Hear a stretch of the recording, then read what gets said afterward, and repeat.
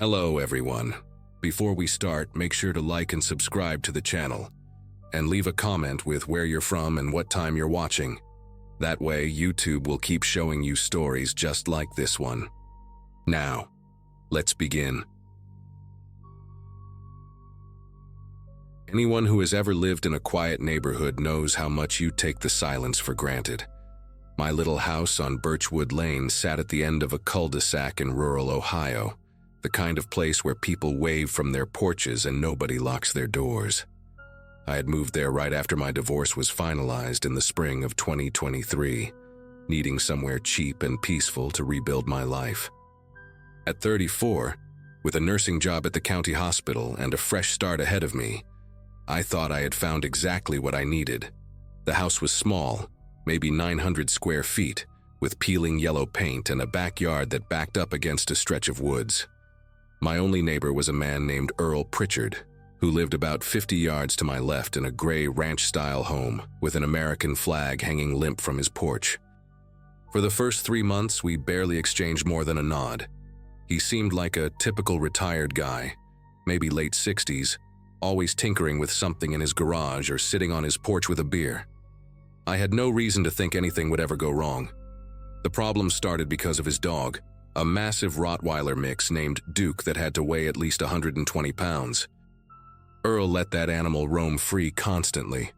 No leash, no fence, nothing to stop it from wandering wherever it pleased. The first few times Duke showed up in my yard, I just shooed him away and figured Earl would get the message. But then Duke started getting aggressive, barking and lunging at me when I tried to get to my own car in the morning. One Saturday in late August, I was bringing groceries in from my trunk when Duke came charging across the yard, teeth bared, hackles raised like a wild thing. I barely made it inside before he slammed against my screen door hard enough to dent the frame. That night, I called animal control and filed an official complaint. I remember feeling nervous about it, wondering if I was overreacting, but my hands had red scratches from scrambling to get inside, and my heart was still pounding hours later. I told myself I was just being a responsible neighbor, that Earl would understand once someone explained the rules to him. Looking at it now, I realized that phone call was the moment everything changed. Animal control came out 2 days later, on a Monday morning. I watched from my kitchen window as the officer spoke with Earl on his porch for maybe 10 minutes. Earl kept his arms crossed the whole time, his body rigid, occasionally gesturing toward my house with sharp, angry movements. When the officer left, Earl stood there staring at my window for a long moment before going back inside. I told myself it was fine, that he was just annoyed and would get over it. That night, Duke was finally on a chain in Earl's backyard, and I actually felt relieved, like the whole situation had been resolved with minimal drama. I went to bed early, exhausted from a double shift, and slept better than I had in weeks. The next morning, I woke up around 6 to get ready for work, made my coffee, and stepped out onto my front porch to check the weather like I always did. That was when I saw it. Sitting perfectly centered on top of my wooden fence post, right where my property met the road, was a small cardboard box. It was old and weathered, the kind you might find in someone's garage, and it was open at the top. Even from 20 feet away, I could see the dull brass glint of what was inside. I walked over slowly, my bare feet cold against the dewy grass, and when I got close enough to look inside, my breath caught in my throat. The box was filled with loose ammunition, maybe 40 or 50 rounds of what looked like shotgun shells mixed with smaller caliber bullets, all jumbled together like someone had dumped them from a drawer. There was no note, no explanation, nothing to indicate where it came from or why it was there. But I knew. I stood there in my pajamas, the morning birds singing like nothing was wrong, and I felt this cold knot form in my chest that would not go away for months. I took pictures with my phone, my fingers clumsy and stiff, then brought the box inside and set it on my kitchen counter. Part of me wanted to believe it was some kind of mistake, that maybe a hunter had left it there by accident or some teenagers were playing a prank. But the placement was too deliberate, too precise, right at the entrance to my property where I would absolutely see it first thing. I called in sick to work that day, something I almost never do, and spent the morning sitting at my kitchen table trying to decide what to do. By noon, I had convinced myself I was being paranoid. By evening, I knew I was not. I was watering the small patch of tomatoes I had planted near my back porch, trying to force some normalcy into my day, when I heard Earl's screen door slam shut. I looked up and saw him walking toward the fence line that separated our properties, moving with this slow, deliberate pace that made my stomach tighten.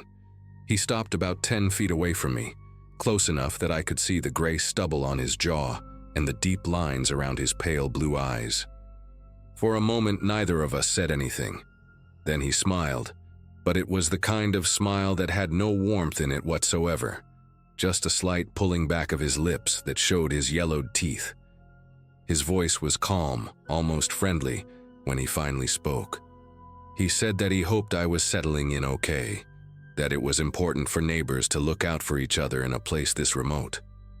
Then he tilted his head slightly like he was studying me, and added that accidents happen when people stir up trouble, that it was real easy for things to go wrong when folks stuck their noses where they did not belong. He said it casually, the way you might comment on the weather, and then he just turned around and walked back to his house without waiting for me to respond. I stood there with the garden hose still running, water pooling around my feet, unable to move or think clearly for what felt like several minutes. That night, I barely slept. Every creak of the house, every rustle of wind against the windows made me sit up in bed with my heart hammering against my ribs. Around 2 in the morning, I heard something that pulled me fully awake, a rhythmic banging sound coming from somewhere outside. At first, I thought it might be a shutter or a loose piece of siding, but the rhythm was too steady, too intentional. I crept to my bedroom window and peered through the curtains, and what I saw made me press my hand over my mouth to keep from making a sound. Earl was in his backyard, illuminated by the glow of a work light he had set up on a ladder. He was hammering something onto a tall wooden post, working methodically despite the late hour. I watched him for maybe 20 minutes trying to understand what he was doing, until he finally stepped back, and I saw it clearly. He had installed a massive floodlight on that post, the industrial kind you see at construction sites, and it was angled directly at my house. Specifically, it was pointed straight at my bedroom window. But that was not the worst part. The worst part was what I noticed when he turned to gather his tools. Strapped across his back, black metal gleaming under the work light, was a pump-action shotgun.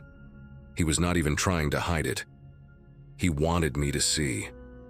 The next few days blurred together in a haze of exhaustion and fear. That floodlight came on every single night at exactly 10:30, blazing through my curtains like a second sun, making it impossible to sleep without stuffing towels against the window frame and wearing a sleep mask.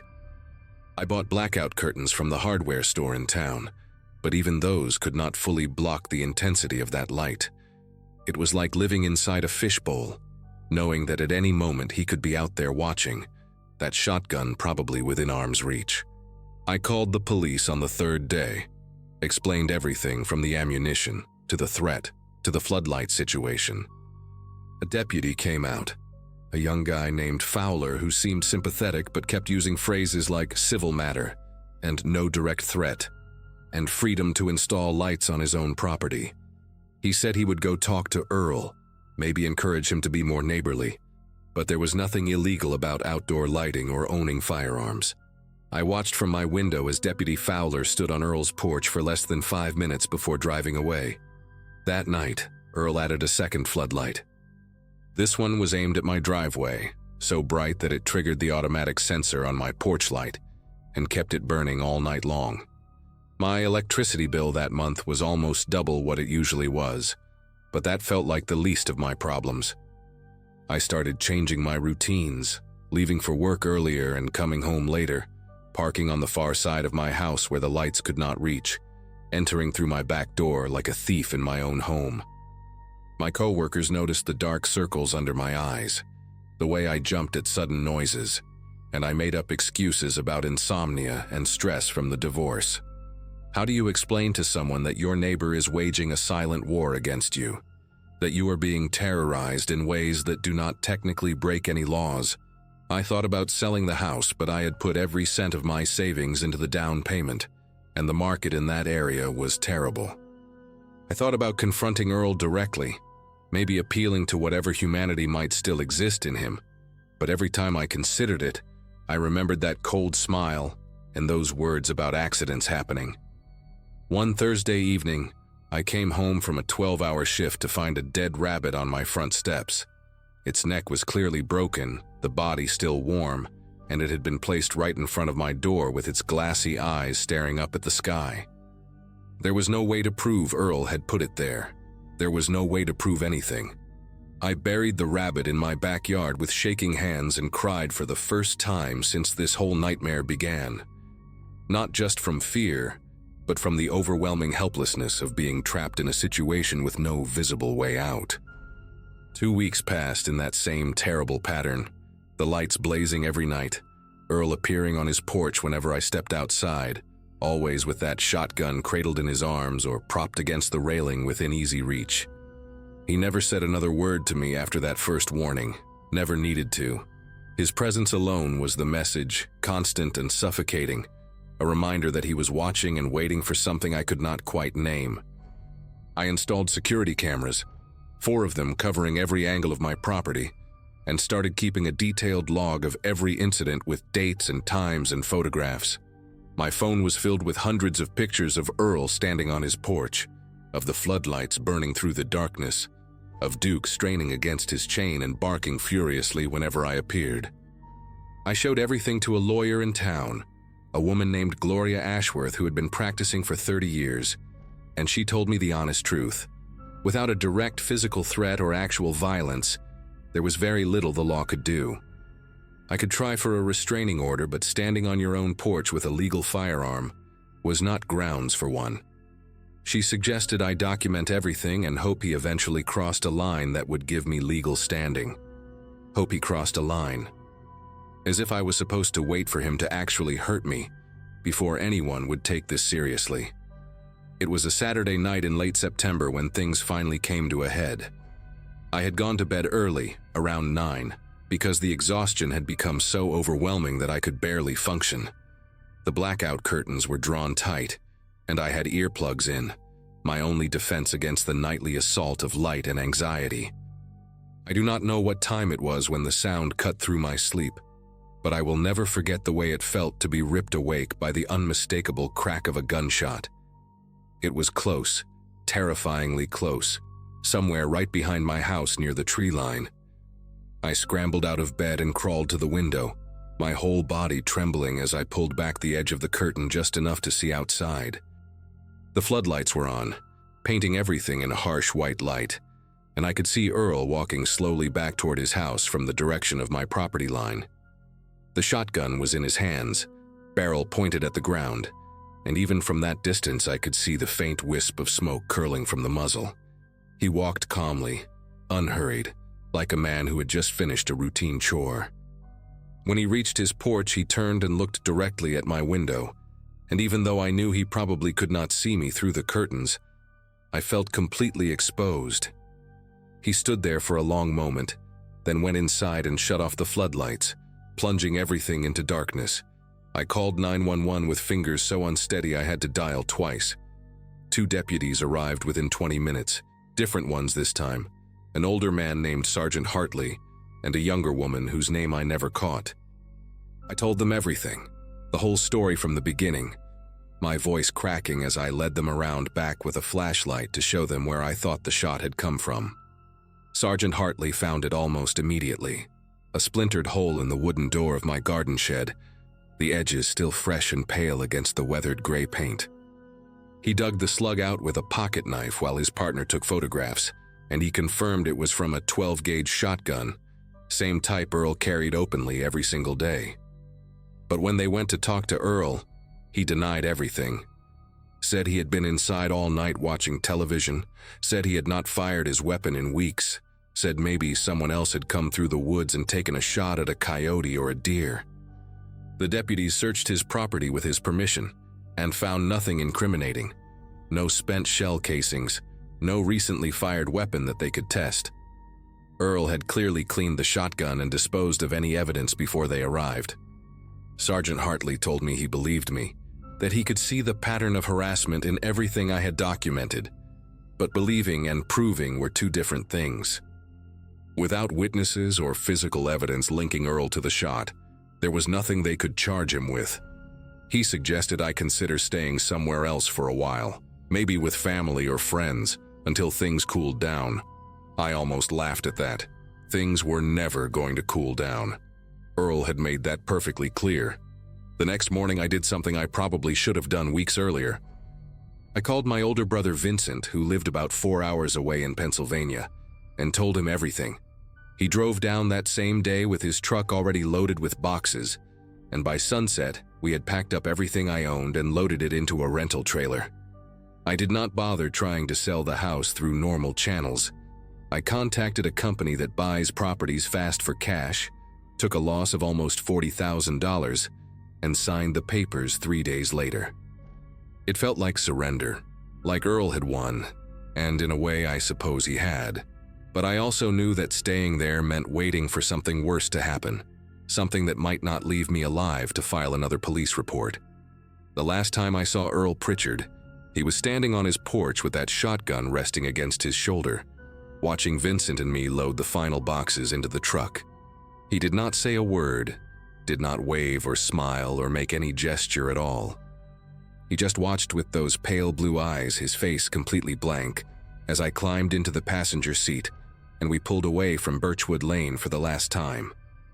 I moved in with Vincent and his wife temporarily, found a new nursing job 2 months later, and eventually bought a small condo in a busy suburb, where my neighbors are separated by walls and I can hear the comforting sounds of traffic at night. I still check the locks 3 times before bed. I still flinch at loud noises. And sometimes when I close my eyes, I can still see that wisp of smoke curling from the barrel of his gun and feel his gaze fixed on my window through the darkness.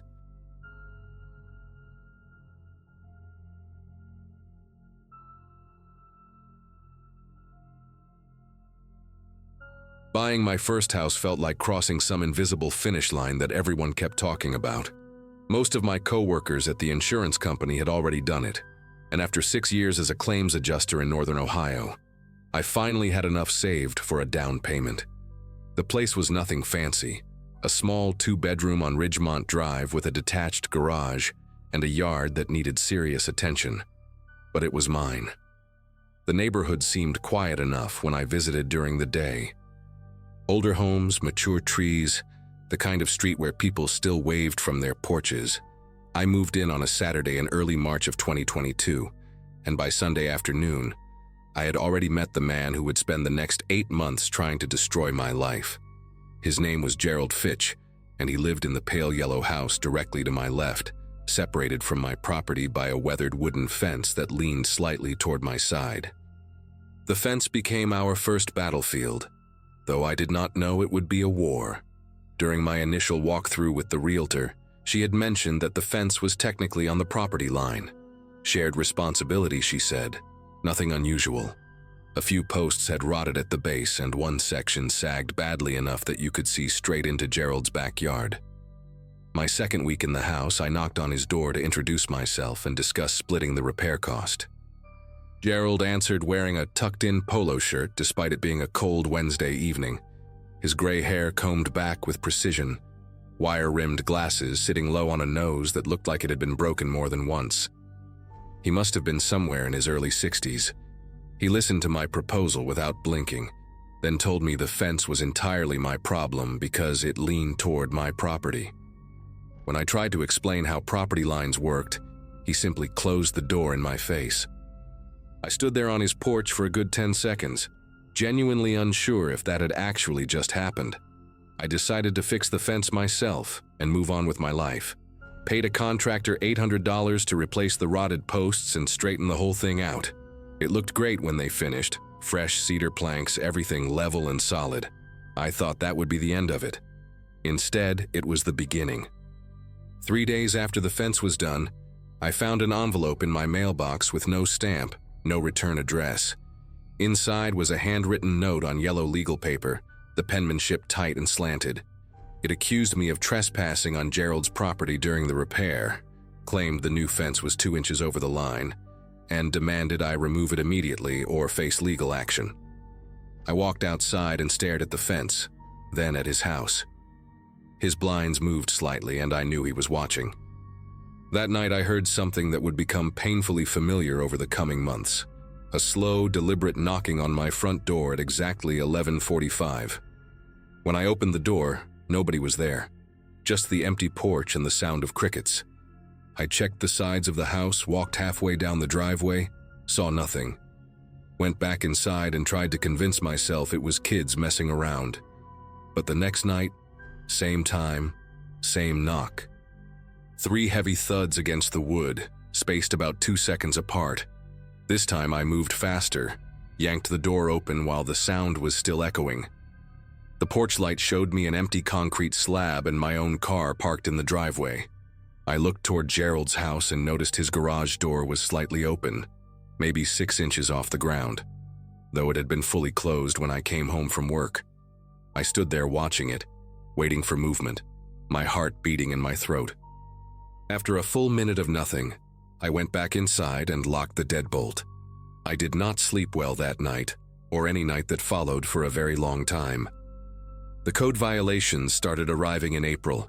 The first one came from the city, a formal notice claiming my grass had exceeded the maximum allowed height of 8 inches. I had mowed 2 days earlier. The lawn was maybe 4 inches at most. I called the code enforcement office and spoke to a woman named Ruth who sounded exhausted before I even explained my situation. She told me complaints were filed anonymously, that they were obligated to investigate each one, and that I should just make sure I was in compliance. A week later, another notice, this time about my trash cans being visible from the street on a non-collection day. I had left them by the garage for maybe 3 hours after bringing in groceries. The fines were small, $25 here, $40 there, but they accumulated. By the end of May, I had received 9 separate complaints. My car was parked too close to the curb. My porch light was too bright. A broken window screen was an eyesore. I replaced the screen the same day I got that notice. And the following morning I found a dead crow on my welcome mat, its neck bent at a horrible angle.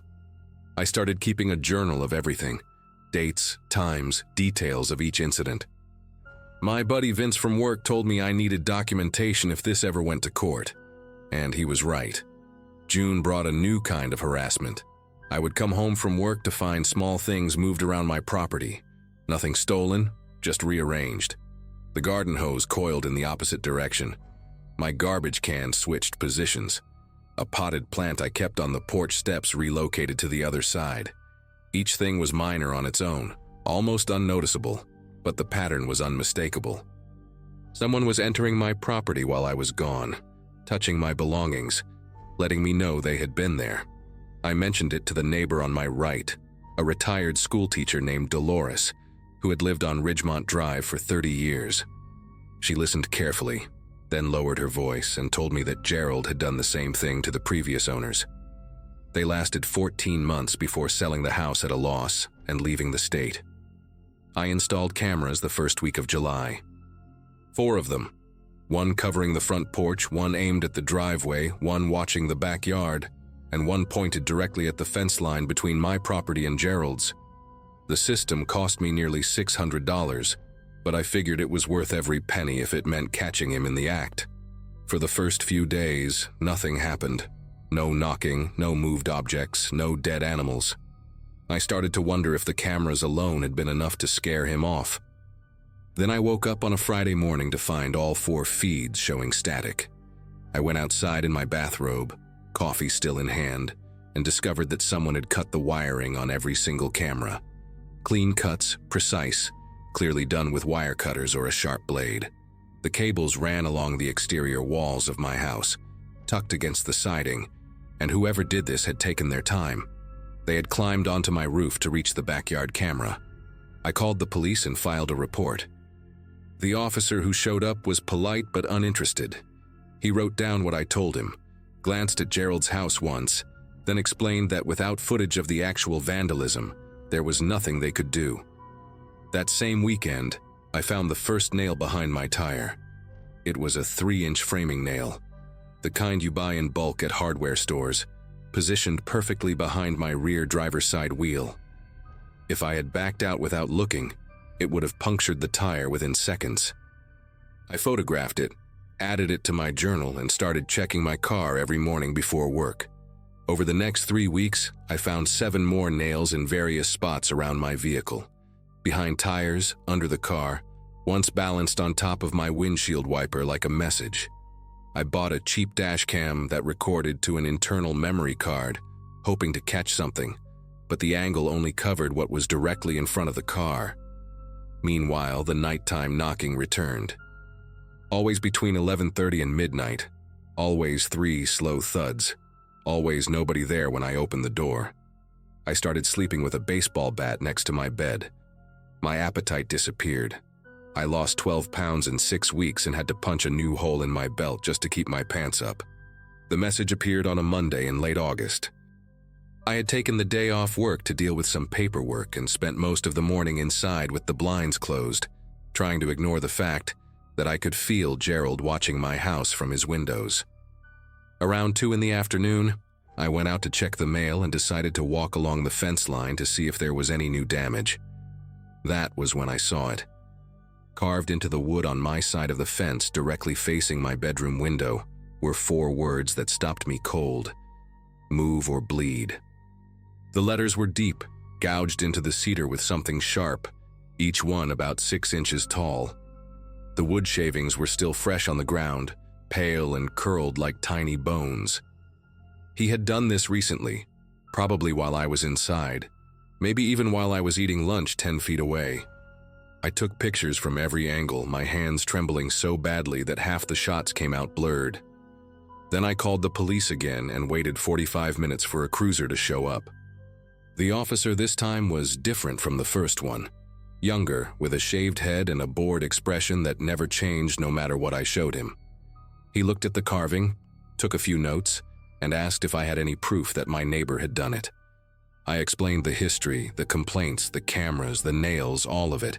He nodded slowly and said this sounded like a civil dispute, that I should consider talking to a lawyer about a restraining order. When I pointed out that the message was clearly a threat, he shrugged and said it could be interpreted different ways. Maybe it was a warning about something else entirely. Maybe someone was playing a prank. I asked him what possible interpretation of move or bleed was not threatening, and he just told me to call if anything else happened. I watched him drive away and felt something shift inside me. The police were not going to help. The city did not care. I was completely alone in this, and Gerald knew it. That night, I saw him standing in his backyard for the first time since this all began. He was perfectly still, facing my house, holding what looked like a long metal pipe in his right hand. We stared at each other across the fence for what must have been 5 minutes. Then he smiled, turned around, and walked back inside. I spent the next 2 weeks preparing for something I hoped would never come. Bought new cameras, this time wireless ones that uploaded directly to a cloud server. No wires to cut. Installed motion sensor floodlights on every corner of the house. Replaced the locks on all my doors with heavy-duty deadbolts, and added a security bar to the sliding glass door in the back. I also did something I never thought I would do. I bought a gun. A 9mm handgun from a shop 20 miles outside of town, along with a box of ammunition and 3 hours of lessons at their indoor range. I hated the weight of it in my hand, hated what it represented, but I hated the idea of being defenseless even more. Vince helped me file for a restraining order, and we gathered every piece of documentation I had collected since March. The journal entries, the photographs, the police reports, the code violation notices. A judge granted a temporary order in early September, which meant Gerald was legally required to stay at least 500 feet from me. The night after he was served, I heard him screaming in his backyard. Not words, just raw sound, like an animal caught in a trap. I lay in bed listening to it, gripping that pistol under my pillow, waiting for the crash of breaking glass that I was certain would come. The crash never came. What came instead was silence. For 3 days, Gerald did not leave his house. His car stayed in the driveway, his blinds stayed closed, his porch light stayed off. I kept waiting for the next nail, the next knock, the next carved message. Nothing. On the 4th day, I saw an ambulance parked in front of his house when I came home from work. 2 paramedics were wheeling a stretcher through his front door, and on it was Gerald, strapped down and motionless. Dolores was standing on her lawn watching, and she told me that his daughter had found him unconscious on the kitchen floor. Stroke, apparently. Massive. He survived, but barely. I learned later from a mutual neighbor that he was moved to a long-term care facility somewhere downstate, unable to walk or speak. His daughter put the house up for sale a month later. I never saw Gerald Fitch again. Sometimes I drive past that facility when I am in the area, and I slow down just a little, wondering if he is still in there, still aware, still remembering the man next door he tried so hard to break. The new neighbors are a young couple with a toddler. They wave when they see me. I wave back, but I have never taken down the cameras, and I still check behind my tires every single morning before I leave for work. Some habits, once learned, are impossible to forget.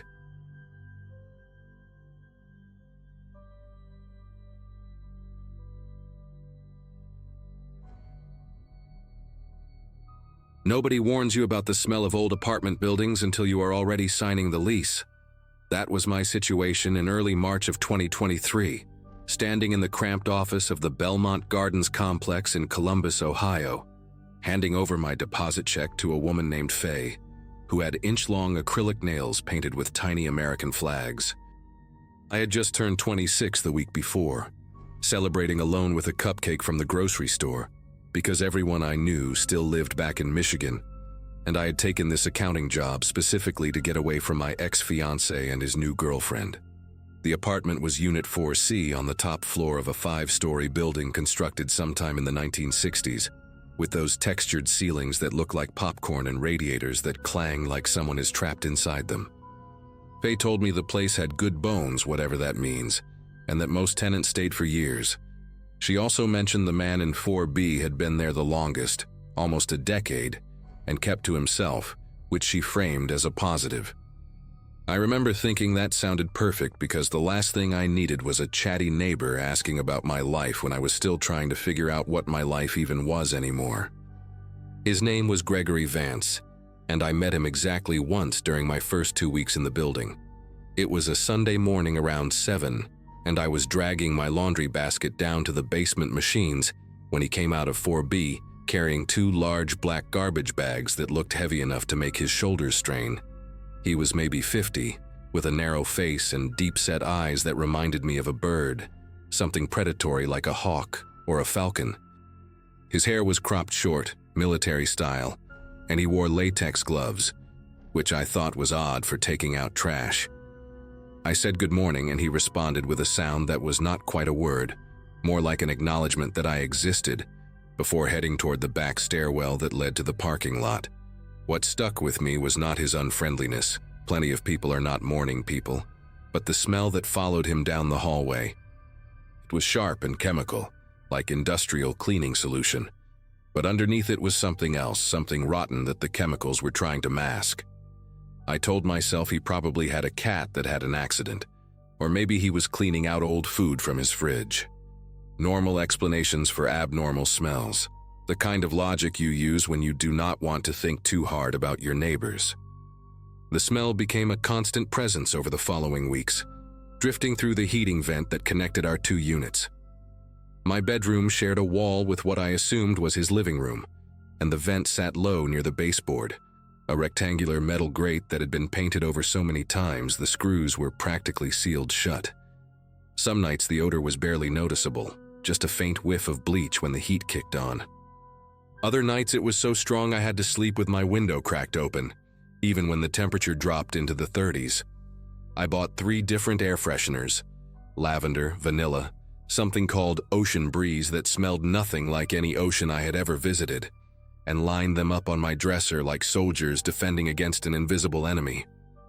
My coworker Jill suggested I complain to management, but I kept putting it off because I did not want to be that neighbor, the one who causes problems before she has even been there a full month. Besides, Faye had made it clear during the lease signing that Gregory Vance was a model tenant who always paid on time and never caused issues.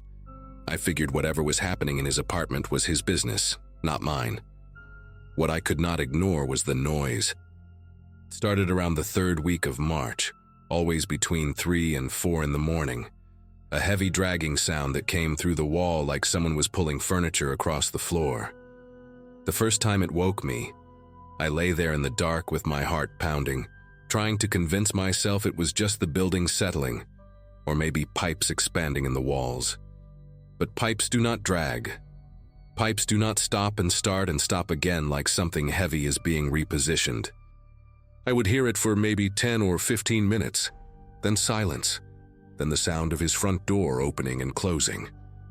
From my bedroom window, I could see the parking lot below, and I started watching for him on those nights. This pale figure in dark clothes loading those same black garbage bags into the trunk of a beige sedan that looked like it had not been washed in years. He always drove away before dawn and came back empty-handed around 7, just as the early risers in the building were leaving for work. I told myself he was probably a night shift janitor, or maybe worked at a meat processing plant, something that would explain both the hours and the smell. I was very good at telling myself things back then, constructing explanations that let me go back to sleep. April came with warmer weather, and a building-wide notice taped to everyone's door announcing a plumbing inspection scheduled for the 15th. Apparently, there had been complaints about slow drains and low water pressure on the upper floors, and management was sending someone to check all the units. I remember feeling relieved because it meant someone official would be entering Gregory's apartment, someone who might notice if anything was wrong in there. The inspection was set for a Saturday, and I made sure to be home, finding excuses to linger in my kitchen with the door cracked open so I could hear what was happening in the hallway. The maintenance worker was a young guy named Danny, who looked barely out of high school, with a patchy beard and a toolbox that seemed too heavy for his skinny arms. He started on the first floor and worked his way up, knocking on doors and spending maybe 15 minutes in each unit. When he got to the 4th floor around 2 in the afternoon, I watched through my peephole as he knocked on 4B. Gregory answered after a long pause, and I could only see a sliver of his face through the gap, but something about his posture looked tense, coiled, like an animal that does not want to let a stranger into its territory. Danny was inside 4B for almost 40 minutes, way longer than any other unit. I pretended to wash dishes, then pretended to organize my pantry, all while straining to hear anything through the wall. There were muffled voices, the clang of pipes being tested, and then silence for a stretch that felt endless. When Danny finally emerged, his face had changed. The casual boredom he had carried from unit to unit was gone, replaced by something tight around his eyes and mouth, like he was working hard to keep his expression neutral.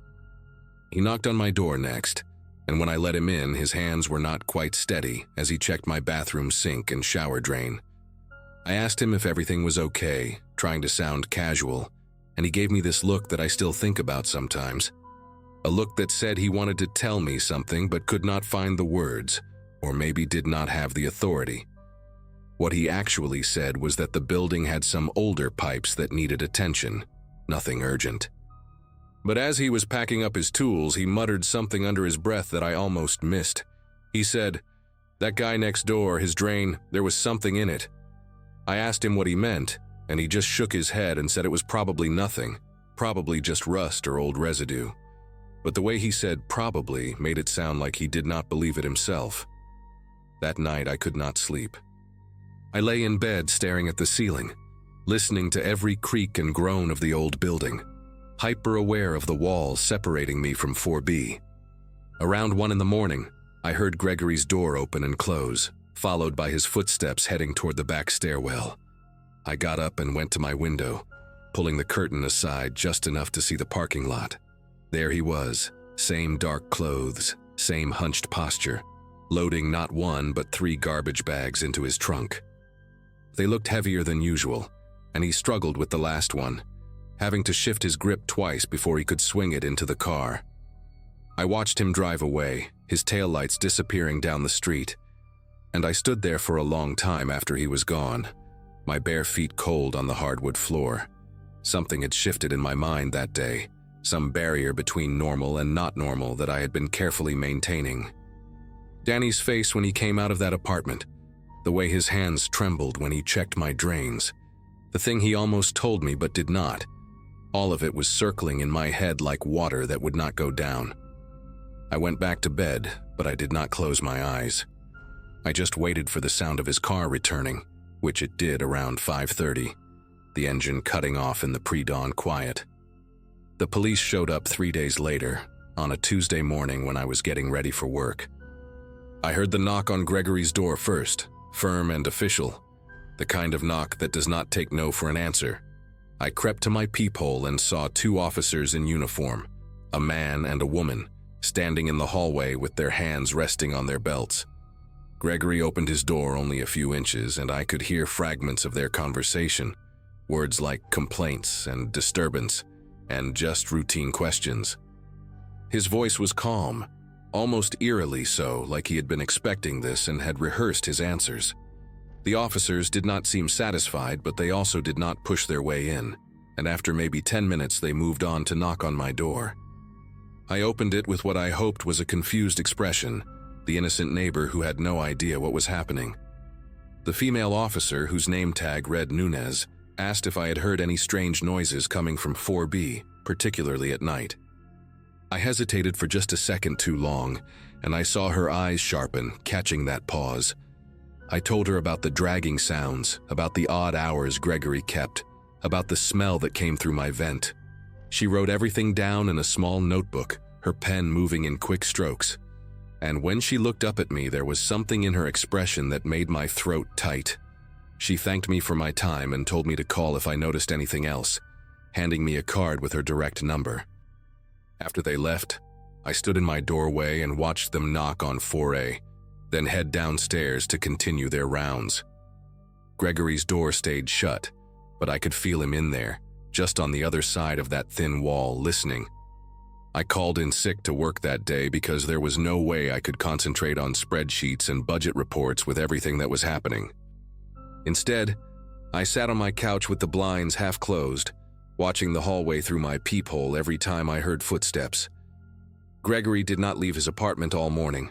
Around noon, I heard sounds coming through the wall, drawers opening and closing, the thump of objects being moved around, a rhythm that sounded frantic and purposeful at the same time.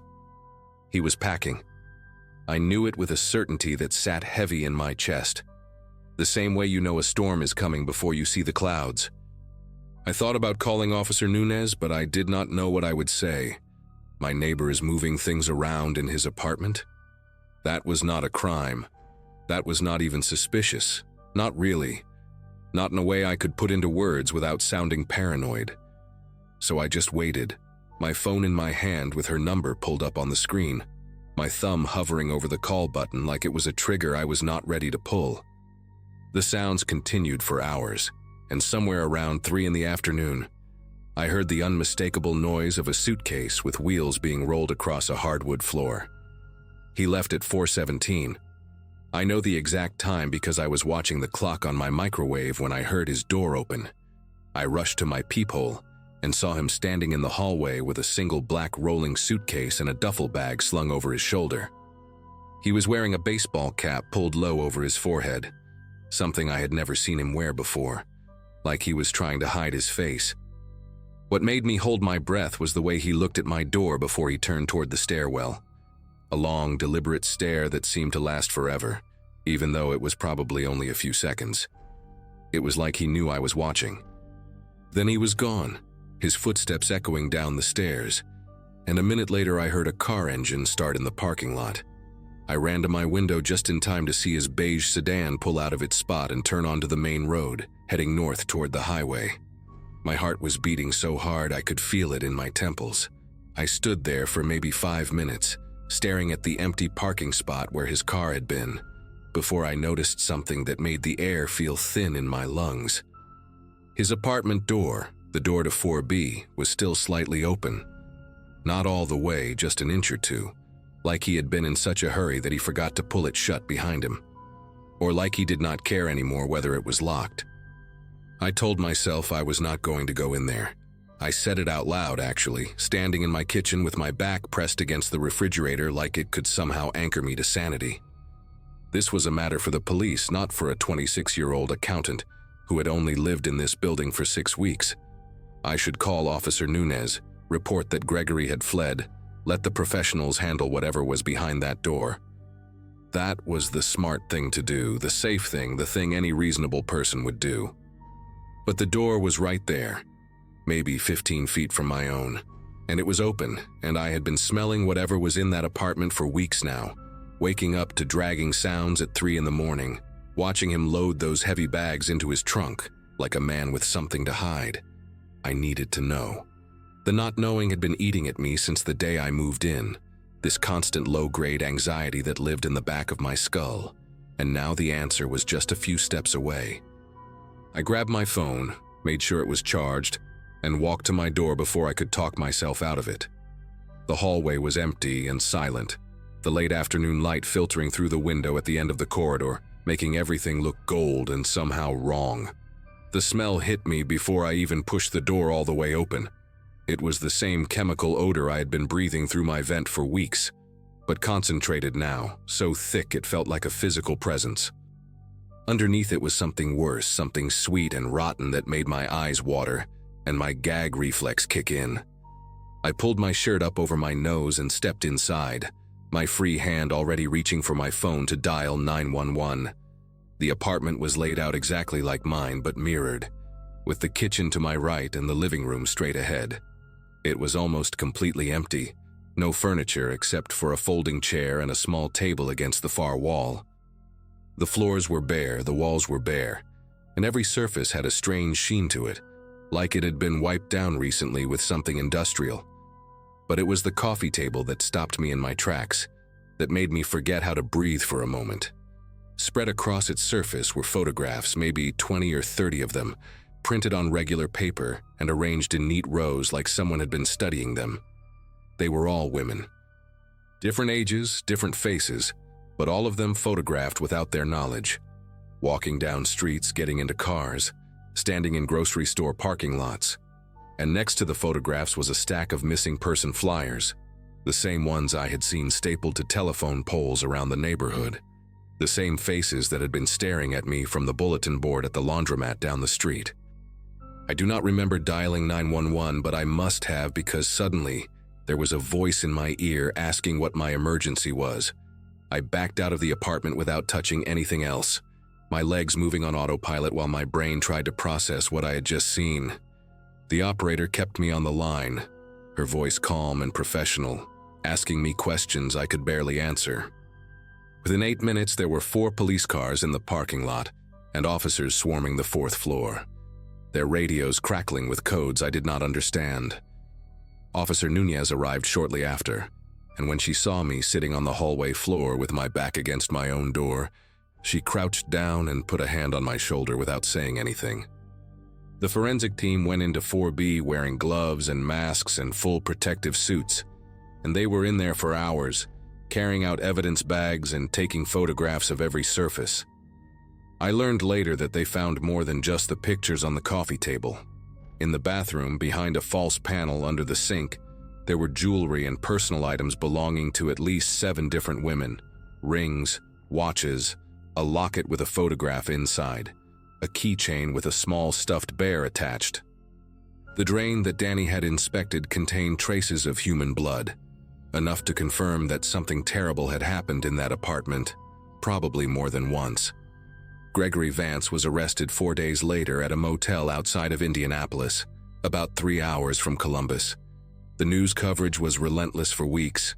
Reporters camped outside our building, neighbors I had never spoken to suddenly giving interviews about the quiet man in 4B who always kept to himself. They found his car in a wooded area about 20 miles from the motel, and in the trunk were more garbage bags containing evidence I cannot bring myself to describe, even now. He was charged with the murders of 5 women, all of them from the Columbus area. all of them reported missing over the past 3 years. The trial is still pending as I write this, and I have been told I will likely be called as a witness. I moved out of Belmont Gardens the week after his arrest, breaking my lease without a second thought, and I have not been back since. Some nights I still wake up at 3 in the morning, my body tensed for a sound that is not coming anymore, and I lie there in the dark thinking about how thin the walls were between us.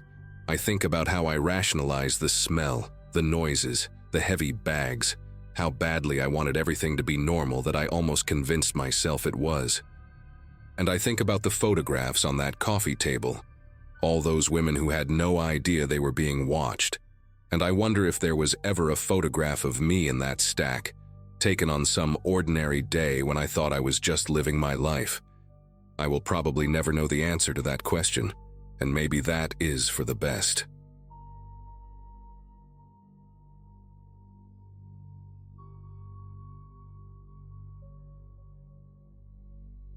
My girlfriend and I had been splitting rent for almost 5 years when she decided Portland was too rainy and too boring, and that some guy she met at a yoga retreat was neither of those things.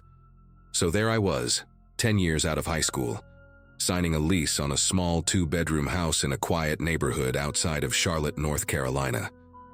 It was the kind of street where people waved from their driveways and left Christmas decorations up until February.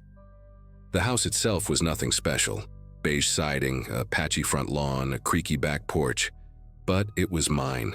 I remember pulling into the driveway that first Saturday morning in March of 2023, my Subaru packed with everything I owned, feeling that strange mix of freedom and loneliness that comes with starting over. The moving truck was supposed to arrive by noon, and I was already sweating through my shirt trying to haul boxes from my car when I heard someone call out from the yard next door. His name was Leonard Marsh, and he came jogging over before I even had a chance to set down the box I was carrying. He looked to be somewhere in his mid-50s, with thinning gray hair combed neatly to one side, and the kind of pale blue eyes that seemed just a little too focused when he looked at you. He was wearing khaki shorts and a tucked-in polo shirt despite the fact that it was barely 60 degrees outside. Leonard shook my hand firmly, maybe a beat too long, and told me how glad he was to finally have someone in the house. Said it had been empty for almost 8 months, and that empty houses attracted the wrong kind of attention. He offered to help me unload, and before I could politely decline, he was already grabbing a box from my trunk. I remember thinking he was just one of those overly friendly neighbor types, the kind who brings casseroles and knows everyone's business. He carried 3 boxes inside, commented on how the previous owner had left the place in decent shape, and told me to knock on his door if I ever needed anything. Anything at all, he said. He repeated that last part twice. The first few weeks went by without incident, and I started to settle into a routine. I worked as a software tester for a company downtown, which meant leaving around 7:30 in the morning and getting back around 6 most evenings. Leonard seemed to have a sixth sense for when I was coming or going. Every single time I pulled into the driveway, he would appear, sometimes from his garage, sometimes from his front porch, sometimes just walking down his lawn like he had been waiting there. He always had something to say, how the mailman had left a package by my side gate, how he noticed my kitchen light was on all night, how the lawn service had come by but I might want to talk to them about the edging near the fence. I thanked him each time, smiled politely, and hurried inside. My buddy Cole, who I had known since college, came over one Friday night to watch basketball, and when I mentioned Leonard, Cole just laughed and said I had won the lottery. A neighbor who actually paid attention was rare these days. I wanted to believe that, I really did. It was maybe 3 weeks after I moved in when the small things started adding up. I came home one Wednesday to find an Amazon package sitting on my kitchen counter instead of on the front porch where it should have been. I stood there staring at it for a good minute, trying to remember if I had left the door unlocked, if maybe the delivery driver had some special instruction I forgot about. Then my phone buzzed with a text from Leonard. Saw the delivery guy leave your package outside, didn't want it to get stolen, so I brought it in for you. Hope that's okay. I had never given Leonard a key. I had never told him he could enter my house. I typed back a quick thanks, but my fingers hovered over the keyboard for a long time before I hit send. That night, I walked through every room, checking the windows, checking the back door, trying to find any sign of how he had gotten in. Everything was locked. Everything was exactly as I had left it, except for that box sitting on my counter like it belonged there. I told myself I was overreacting. Maybe the previous tenant had given him a spare key and he just never mentioned it. Maybe he had a locksmith friend, or knew some trick with old doorknobs. I even called my landlord, a woman named Georgina, who lived 2 hours away in Raleigh, and asked if she had ever given a key to anyone in the neighborhood. She said no, sounded confused by the question, and reminded me that the locks had been changed before I moved in. That should have made me feel better. It did not. The following Saturday, Leonard knocked on my door around noon holding a casserole dish covered in aluminum foil. He said his wife Patty had made too much lasagna and thought I might want some since I was living alone and probably not eating right. I took the dish and thanked him, and he just stood there in my doorway, leaning slightly to the left like he was trying to see past me into the living room. He asked if I had finished unpacking yet, if I had set up the spare bedroom, if I was thinking about getting a dog for company. Each question felt like a probe, like he was fishing for information. I answered vaguely and said I had to get back to cleaning, and he nodded slowly before turning to leave. Right before he stepped off the porch, he looked back and said, "You know, your living room would look a lot less empty if you moved that TV stand to the wall by the window. Better light that way." I had not invited Leonard inside since moving day. I had not shown him the living room. I had not discussed furniture placement or where I kept my television. Yet he described the exact layout of my space like he had been standing in it recently, like he had walked through and taken notes. I closed the door and locked it, then stood with my back against it, heart pounding in my ears. The lasagna sat on the counter untouched. I threw it away that night, dish and all, and felt guilty about it for reasons I could not explain. The next morning, I went to the hardware store and bought a chain lock for the front door and a sliding bolt for the back. The guy at the register asked if I was having trouble with break-ins, and I just shrugged and said I wanted to be careful. When I got home, Leonard was in his front yard trimming hedges that did not need trimming, and he watched me carry the bag inside without saying a word. His expression was neutral, almost pleasant, but his eyes tracked me the entire way from my car to my door. That night, I slept with the bedroom door locked for the first time since I was a kid afraid of monsters. Only now, the monster lived 30 feet away and knew exactly what was inside my house. 2 days passed without any contact from Leonard, and I started to wonder if maybe I had imagined the whole thing, if the stress of the move and the breakup had turned me paranoid. Then I came home on a Thursday evening and found my front door cracked open about 2 inches. I stood on the porch for a long moment, keys still in my hand, listening for any sound from inside. Nothing. Just the hum of the refrigerator and the distant bark of a dog somewhere down the street. I pushed the door open slowly and stepped inside, checking every room, every closet, every shadow. The house was empty. Nothing was missing, nothing was disturbed, but the chain lock I had installed, the one I had fastened that very morning, was hanging loose, the screws pulled clean out of the frame like someone had yanked it with force. I called Cole and asked him to come over, and he sat with me while I filed a police report. The officer who showed up was a young guy named Reeves, polite but clearly skeptical. He walked through the house, checked the back door, looked at the damaged chain lock, and asked if I had any enemies or ex-girlfriends who might want to mess with me. I told him about Leonard, about the packages, about the comments on my furniture. He wrote it all down but said there was not much he could do without evidence of a crime. "Sounds like you just have a nosy neighbor," he said on his way out. "Might want to get a camera." So I got a camera. I ordered one of those indoor security cameras that connects to your phone, the kind that sends you alerts whenever it detects motion. I set it up in my living room, angled toward the front door, and tested it a dozen times to make sure the view was right. For the first few days, everything was normal. I would check the app during my lunch break and see an empty room, The same couch, the same TV stand, the same afternoon light filtering through the blinds. I started to relax a little. Maybe Officer Reeves was right. Maybe Leonard was just a lonely old man with boundary issues, and I was letting my imagination run wild. Then Friday came. I remember the exact moment because I was in a meeting at work, my phone buzzing in my pocket with a motion alert. I ignored it at first, figured it was just a shadow or a car passing by outside.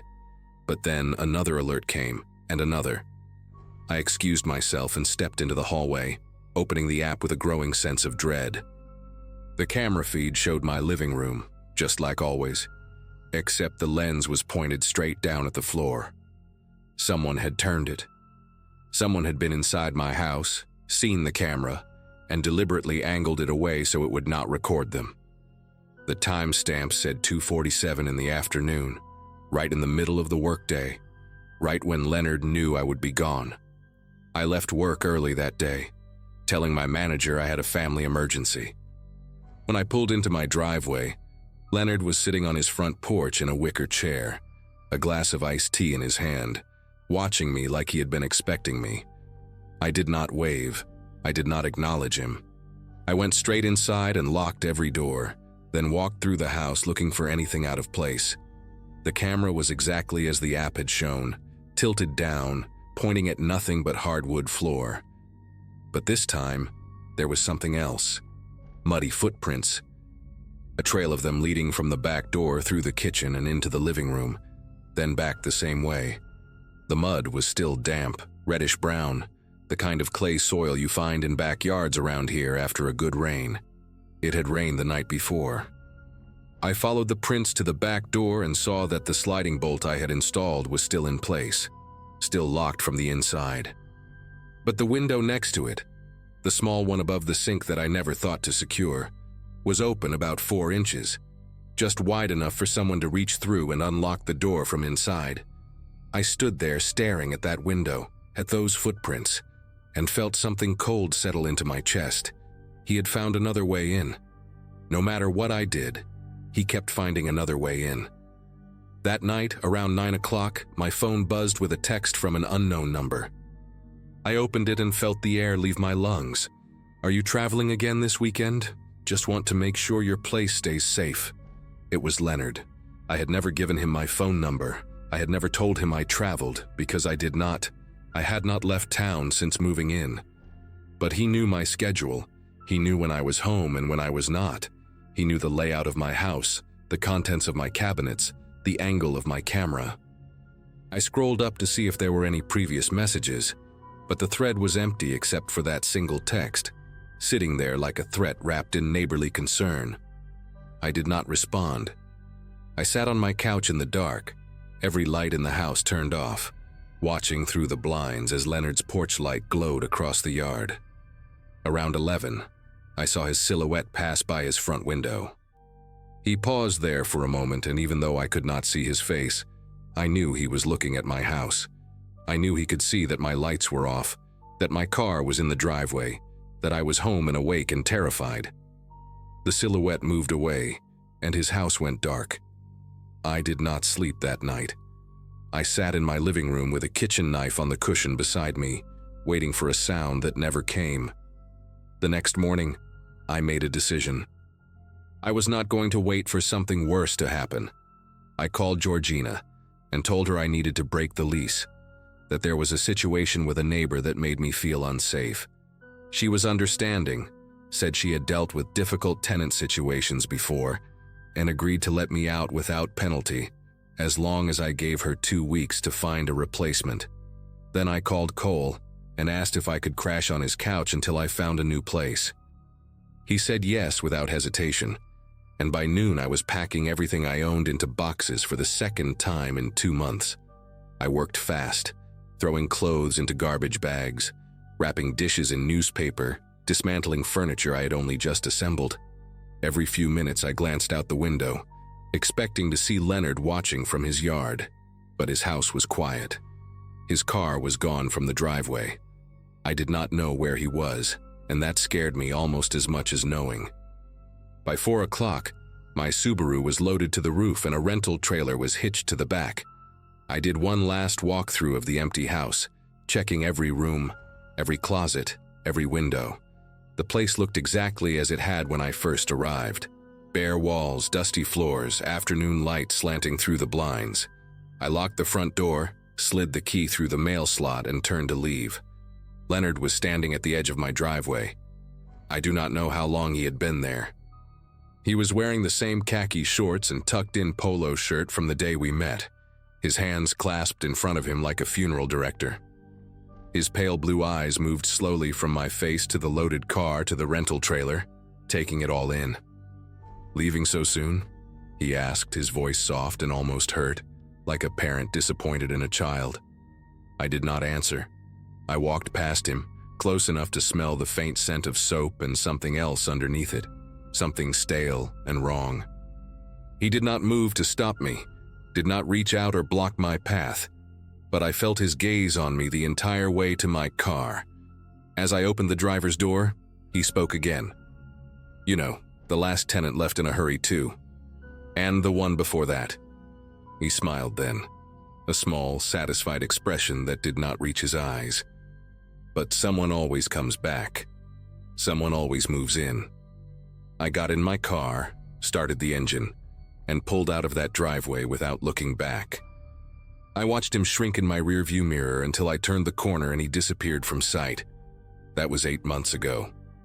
I live on the other side of Charlotte now, in an apartment complex with security cameras in the hallways and neighbors I have never spoken to. Sometimes, late at night, I still think about that house on Waverly Court. I think about Leonard Marsh and his wife Patty and that casserole dish I threw away. I think about the muddy footprints and the tilted camera and the text message asking if I was traveling. And I wonder who lives there now, in that quiet little house with the beige siding and the creaky back porch. I wonder if Leonard has introduced himself yet. I wonder if he has offered to help.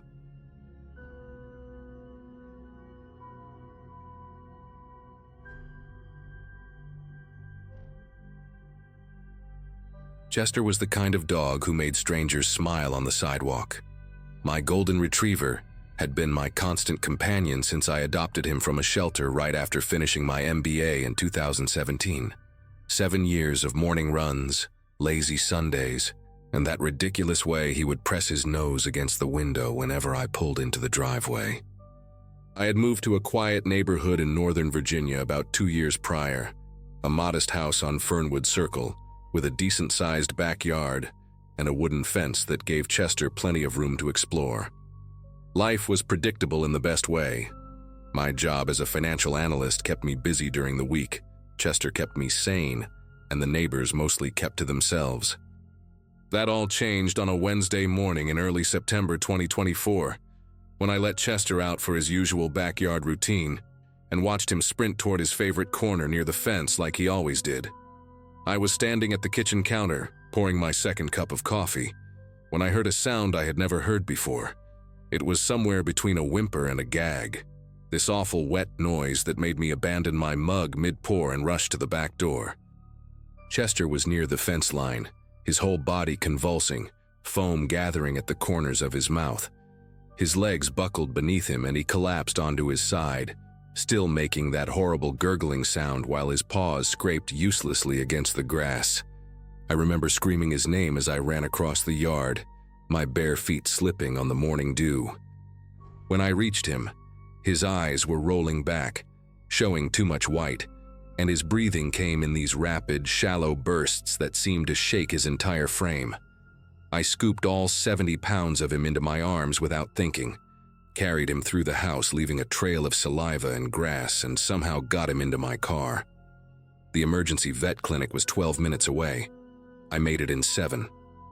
The waiting room at Brookside Animal Emergency was a blur of fluorescent lights and antiseptic smell. A technician took Chester from my arms the moment I stumbled through the doors, and I stood there in the lobby with grass stains on my pajama pants and my hands still trembling from gripping the steering wheel so hard. They rushed him to the back, and I just kept staring at the swinging doors, trying to understand what had just happened. Chester had been perfectly fine the night before. We had played fetch in the backyard until the sun went down, and he had eaten his dinner with his usual enthusiasm. A vet named Dr. Holloway came out after what felt like hours, but was probably 40 minutes. Her expression careful and controlled. She told me Chester was stable but critical. They had induced vomiting and started him on activated charcoal, but they needed to run more tests. Then she asked me a question that stopped me cold. Had Chester been exposed to any rat poison recently? I told her no, absolutely not. I had never used rat poison in my life. I did not even have a rodent problem. Dr. Holloway nodded slowly, then explained that the preliminary blood work showed signs of anticoagulant toxicity, the kind caused by rodenticides. But here was the strange part, she said. The absorption pattern suggested Chester had not ingested the poison by eating it directly. The concentration was too even, too widespread across his system. It was more consistent with dermal absorption, meaning the poison had likely been on his skin, his paws, maybe his belly, and he had absorbed it through prolonged contact. She asked if Chester had rolled around in anything unusual, any strange substances in the yard. I kept shaking my head, my mind racing through every inch of my backyard, trying to think of anything that could explain this. Dr. Holloway looked at me with this expression I will never forget, part concern, part something darker, and said quietly that in her 20 years of practice, she had only seen this pattern once before. Someone had deliberately sprinkled poison onto grass where a dog played. I drove home in a daze, my mind refusing to process what I had just heard. The idea that someone would intentionally hurt Chester seemed impossible, absurd even. He was the friendliest dog in the world. He had never bitten anyone, never jumped on strangers, never caused any problems. But as I pulled into my driveway and sat there with the engine running, a name kept surfacing in my thoughts, like something rotten floating up from deep water. Howard Lacey, my neighbor to the east, the one whose property shared that long wooden fence with my backyard. Howard had moved in about 8 months after I did, a man in his late 50s with a permanent scowl and a habit of watching everything that happened on the street from his front porch. From the very first week, he had made it clear that he did not like Chester. He complained about barking that did not exist. Chester barely made a sound unless someone rang the doorbell. He complained about the smell, about dog hair supposedly blowing into his yard, about property values being affected by that animal. I got out of the car and walked around to my backyard, my eyes scanning every inch of grass near the fence line. The morning sun was fully up now and the dew had mostly dried, but I got down on my hands and knees anyway, searching for anything unusual. And then I found them. Small blue pellets, maybe a dozen of them, scattered in a rough line about 2 feet from the base of the fence on my side. They were partially dissolved, some of them just blue smears in the dirt, but a few were still intact enough to see their shape, little compressed cylinders that looked exactly like the rat poison you see at hardware stores. My chest tightened as I stared at them, calculating the distance from the fence to where Chester liked to lie down in the shade every morning. This was his spot. Whoever did this knew exactly where to put it. I pulled out my phone and took pictures of everything, the pellets, the fence, the exact location, before carefully collecting what remained into a plastic bag. Then I stood up, looked at Howard Lacey's house rising just beyond the fence, and felt something cold settle into my gut. My first instinct was to march over there and confront him right then, but something held me back. I had no proof it was Howard, just a gut feeling and a history of petty complaints. If I accused him without evidence, he could deny everything, maybe even twist it around and make me look like the unstable neighbor harassing an innocent man. So I forced myself to think strategically, even though every fiber of my being wanted to put my fist through his front door. I called the non-emergency police line and explained the situation as calmly as I could. The officer on the phone was sympathetic but clear. Without direct evidence linking a specific person to the poisoning, there was not much they could do. He suggested I file a report for documentation purposes, which I did, and he mentioned that I might want to consider installing security cameras. That last suggestion stuck with me. By noon that same day, I had ordered a weatherproof camera from an electronics store with same-day delivery. I spent the afternoon mounting it under the eave of my back porch, angled to capture a wide view of the backyard, and most importantly, that stretch of fence bordering Howard's property. That night, I barely slept. The vet clinic had called around 8 to say Chester was showing improvement. His blood was responding to the vitamin K treatment, and his vitals were stabilizing. I should have felt relieved, and part of me did, but a larger part was consumed by this simmering rage that kept me staring at the ceiling until 3 in the morning. I kept replaying every interaction I had ever had with Howard Lacey. The way he would glare at Chester through the fence slats whenever we were outside. The time he had left a passive-aggressive note in my mailbox about controlling your animal, after Chester had barked once, literally once, at a squirrel. The anonymous complaint to the HOA about alleged noise violations that went nowhere because there was no noise to begin with. Each memory felt different now, recontextualized by what had happened. These were not the actions of a grumpy neighbor who valued his peace and quiet. This was a pattern, a slow escalation that had been building towards something, and I had been too naive to see it coming.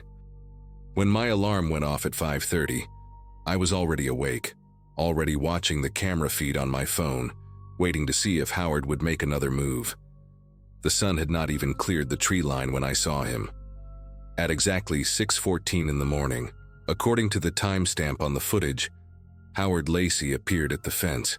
He was wearing a gray bathrobe and slippers, and he moved with this casual confidence that made my blood pressure spike just watching him. He looked around first, a slow, deliberate scan of the surroundings, and then he reached into the pocket of his robe and pulled out a small plastic bottle, the kind you might use for travel-size shampoo. I watched in real time, my phone screen inches from my face as he leaned over the fence, extended his arm into my yard, and shook that bottle in a back-and-forth motion. Blue powder drifted down onto my grass like some kind of toxic snowfall. The whole thing took maybe 15 seconds. Then he pocketed the bottle, adjusted his robe, and walked back toward his house like he had just finished watering his plants. I sat there in my bed, the phone trembling in my grip, watching him disappear around the corner of his house. I had him. After everything he had put Chester through, I finally had proof of exactly what this man was capable of doing. I saved the footage to 3 different places, my phone, my laptop, and a cloud drive, before I did anything else. Then I called the police, the real number this time, not the non-emergency line. I explained what I had captured on camera and asked them to send an officer immediately. A patrol car arrived within 20 minutes, and I showed the deputy the video on my laptop screen. His name was Deputy Ramos, a stocky guy in his 40s with a no-nonsense demeanor, and I watched his expression shift from professional neutrality to genuine disgust as the footage played. He asked me to send him a copy, which I did right there on the spot, and then he asked if I wanted to accompany him next door to confront the individual in question. Part of me wanted to say yes, wanted to see Howard's face when he realized he had been caught, but a cooler part of my brain told me to stay back and let the law handle it. So I watched from my front window as Deputy Ramos walked up Howard's driveway, knocked on the door, and waited. Howard answered in that same gray bathrobe, and even from a distance I could see his posture change the moment he spotted the patrol car parked at the curb. Deputy Ramos spoke with Howard for about 10 minutes on his front porch. I could not hear what was being said, but I could read body language well enough. Howard started out with his arms crossed, shaking his head, the picture of indignant denial. Then Ramos must have mentioned the video, because Howard's whole demeanor shifted. His shoulders dropped, his hands fell to his sides, and he took a half-step backward like he had been physically pushed. A few more exchanges, and then Ramos was pulling out handcuffs. I watched Howard Lacey get arrested right there on his own front porch, still wearing that gray bathrobe, still in his slippers. A second patrol car arrived, and they put him in the back seat while a female officer walked around to knock on my door. She introduced herself as Officer Tate and asked if I could come down to the station later that day to give a formal statement. I agreed immediately. Before she left, she told me something that stuck with me. When they searched Howard's garage, they found 3 more bottles of the same rodenticide, along with a handwritten list of neighborhood nuisances that included my address, Chester's name, and a detailed log of every time my dog had supposedly barked over the past 6 months. The dates were meticulous. The times were precise down to the minute. None of it was real. I picked Chester up from the vet clinic that afternoon.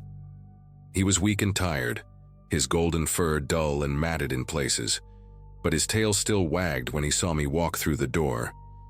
Dr. Holloway said he would need weeks of vitamin K supplements and regular blood tests to make sure his clotting factors returned to normal, but she expected a full recovery.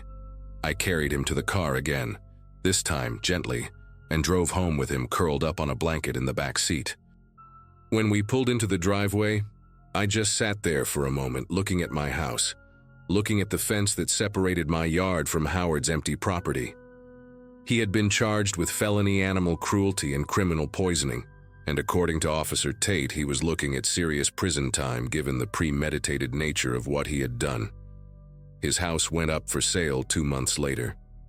I never found out what happened to him after the trial. I made a conscious decision not to follow that story any further. What I do know is that Chester healed, slowly but completely. I installed 2 more cameras around the property and replaced that old wooden fence with a 6-foot privacy barrier that nobody could lean over. And every morning when I let Chester out into the backyard, I still watch him from the kitchen window until he comes back inside. Some habits you just never shake.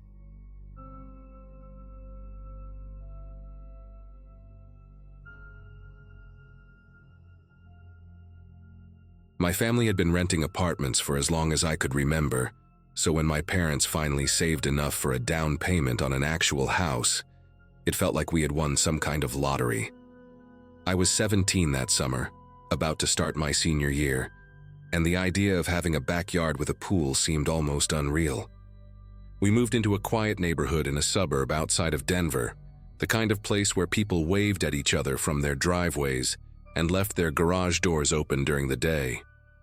The house was a split level with beige siding and a wooden deck that wrapped around to the back, overlooking a decent-sized yard, with an above-ground pool the previous owners had left behind. My younger brother Caleb, who was 13 at the time, immediately claimed the basement bedroom, while I got the room upstairs with a window facing the backyard. Everything about those first few days felt perfect, like we had finally landed somewhere we could call home for good. Our neighbor to the right was a man named Howard Lessing, probably somewhere in his late 50s, with thinning gray hair and wire-rimmed glasses that made his eyes look slightly too large.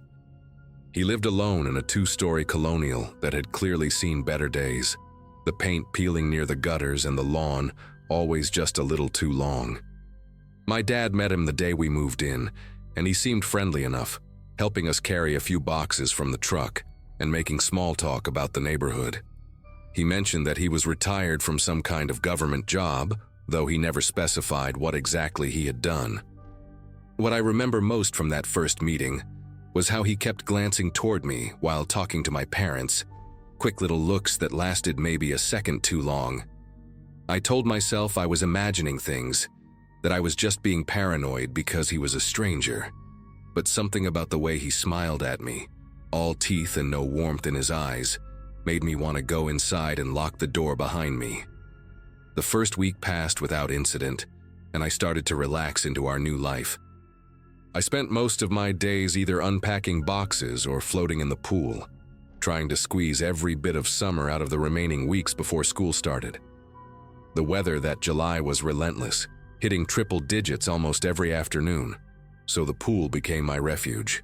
I would lay out on a towel on the deck, put in my earbuds, and just let the sun bake away all the stress of moving. It was during one of those lazy afternoons that I first noticed Howard on his back deck. He was standing near the railing with a large camera, one of those professional-looking ones with a massive lens attached to the front. He seemed to be pointing it toward the trees at the edge of his property, adjusting the focus every few seconds. I figured he was one of those bird-watching types, maybe photographing cardinals or whatever else lived in suburban Colorado. I waved at him out of politeness, and he lowered the camera just long enough to wave back before returning to whatever he was shooting. Over the next several days, I started to notice a pattern. Every single time I went outside to swim or sunbathe, Howard would appear on his deck within 10 or 15 minutes, always with that same camera. At first, I thought it was just coincidence, that maybe he spent most of his day out there anyway, and I had never paid attention before. But then I started testing it. One afternoon, I went outside, stayed for 5 minutes, then went back in. I watched from my bedroom window, and sure enough, Howard came out onto his deck about 8 minutes after I had gone inside. He stood there for a moment, scanning the yard, then went back in when he saw I was not there. I tried it again the next day, same result. My heart started beating faster every time I saw that sliding glass door open, every time I heard the distant click, click, click of his camera shutter. I wanted to believe he was just a lonely old man with a hobby, but the timing was too perfect, too deliberate to be anything innocent. I brought it up to my mom one evening while she was cooking dinner, trying to keep my voice casual so she would not think I was overreacting. I told her about Howard and his camera, about how he always seemed to show up right when I went outside. She listened while stirring a pot of spaghetti sauce, her brow furrowing slightly as I explained. When I finished, she sighed and told me that he was probably just bored and lonely, that retired men often pick up hobbies like photography to fill their time. She reminded me that we were new to the neighborhood and should not start making accusations without proof. My dad, who was sitting at the kitchen table reading something on his phone, agreed with her. He said Howard seemed like a nice enough guy and that I was probably just not used to having neighbors so close. I wanted to argue, wanted to tell them that they did not see what I saw, but I knew they would not believe me without something concrete. So I dropped it, feeling more alone in my unease than I had before I even mentioned it. That Saturday, my dad decided to install a motion-activated security camera on our back deck. It was not because of Howard. He said it was just a smart thing to do for any new homeowner, especially with the sliding glass doors leading to the backyard. He set up the system so that any motion in the yard would send an alert to an app on his phone, along with a short video clip. I remember feeling a small wave of relief when he finished mounting it, thinking that, at least now, there would be some record if anything strange happened. The first few days of alerts were boring, just clips of squirrels running across the grass or birds landing on the edge of the pool.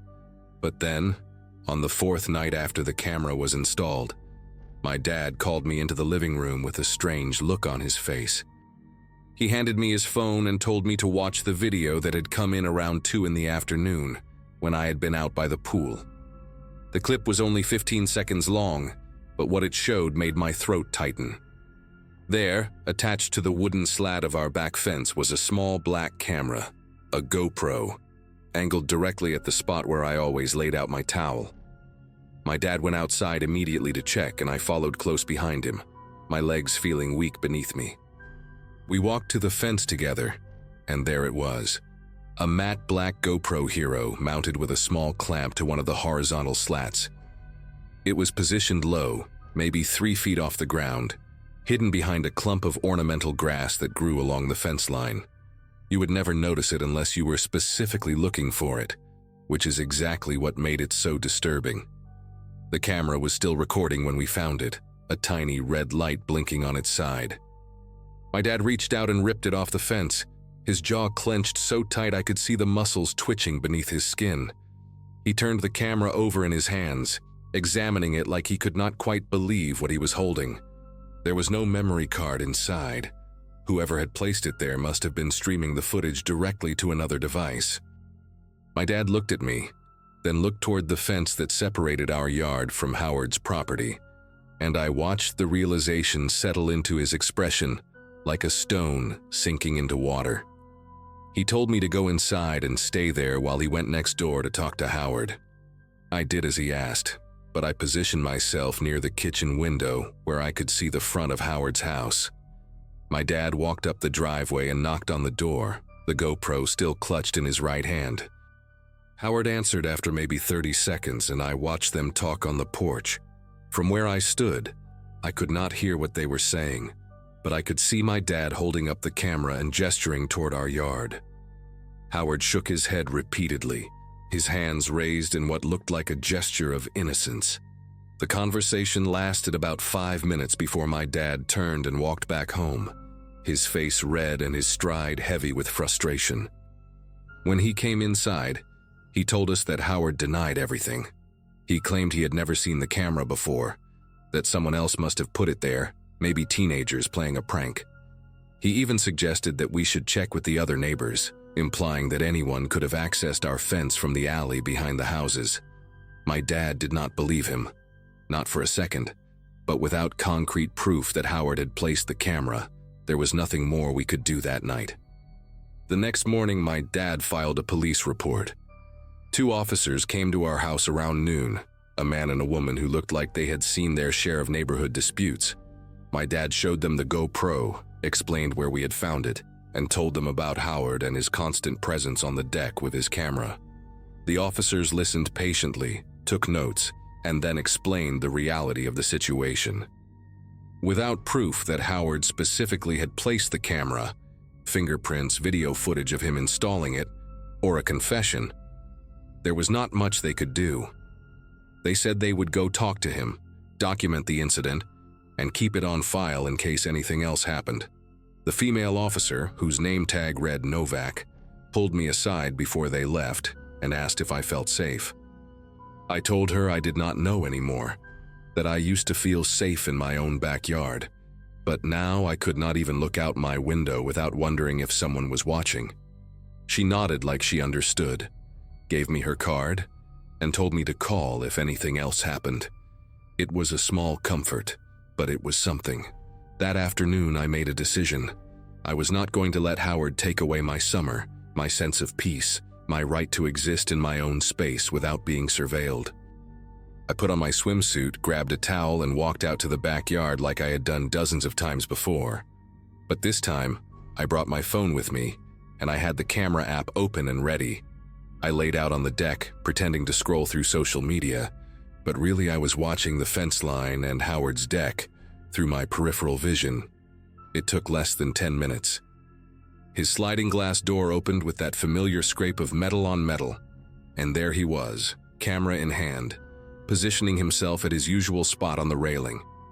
I waited until he raised the camera to his eye, until I could see the long lens pointed directly at me, and then I stood up and aimed my phone right back at him. I started recording, making sure to capture his face, his camera, the angle of his lens. He noticed almost immediately. For a moment he just stood there, frozen, the camera still raised. Then he lowered it slowly, his expression unreadable from that distance, and he turned and walked back inside without a word. I sent that video to Officer Novak that same evening, along with a detailed timeline of every incident I could remember. She called me back the next day and told me she had shown the footage to her supervisor, who agreed that it established a clear pattern of behavior. Combined with the GoPro we had found on our fence, they now had enough to pay Howard a more serious visit. I do not know exactly what was said during that conversation, but I do know that 2 days later, a moving truck appeared in Howard's driveway. He did not look at our house once while the movers loaded his furniture, his boxes, his life into the back of that truck. My mom, who had finally come around to believing me after seeing the video, stood at the window and watched him leave with a grim satisfaction on her face. My dad had already consulted with a lawyer about a restraining order, but it turned out we did not need it. Howard was gone within a week, and we never saw him again. I later learned from a neighbor down the street that he had moved out of state entirely, though nobody seemed to know where. It has been almost 2 years since that summer, and I still think about it more often than I would like. I finished high school, started community college, and tried to move on with my life like nothing had happened. But sometimes when I am sitting in my backyard or walking to my car at night, I catch myself scanning the windows of nearby houses, looking for the glint of a lens or the shadow of a figure watching. I never found out what Howard did with the footage he collected, whether it existed on some hard drive somewhere or had been uploaded to corners of the internet I do not want to imagine. The police never recovered anything from his house, By the time they had enough to search, he was already gone.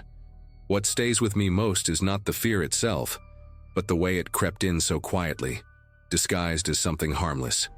A man with a camera, a hobby, a friendly wave across the fence. I learned that summer that the most dangerous people are not the ones who look dangerous. They are the ones who blend in, who smile at your parents, who make you doubt your own instincts until it is almost too late. I trust my gut now. I wish I had trusted it sooner.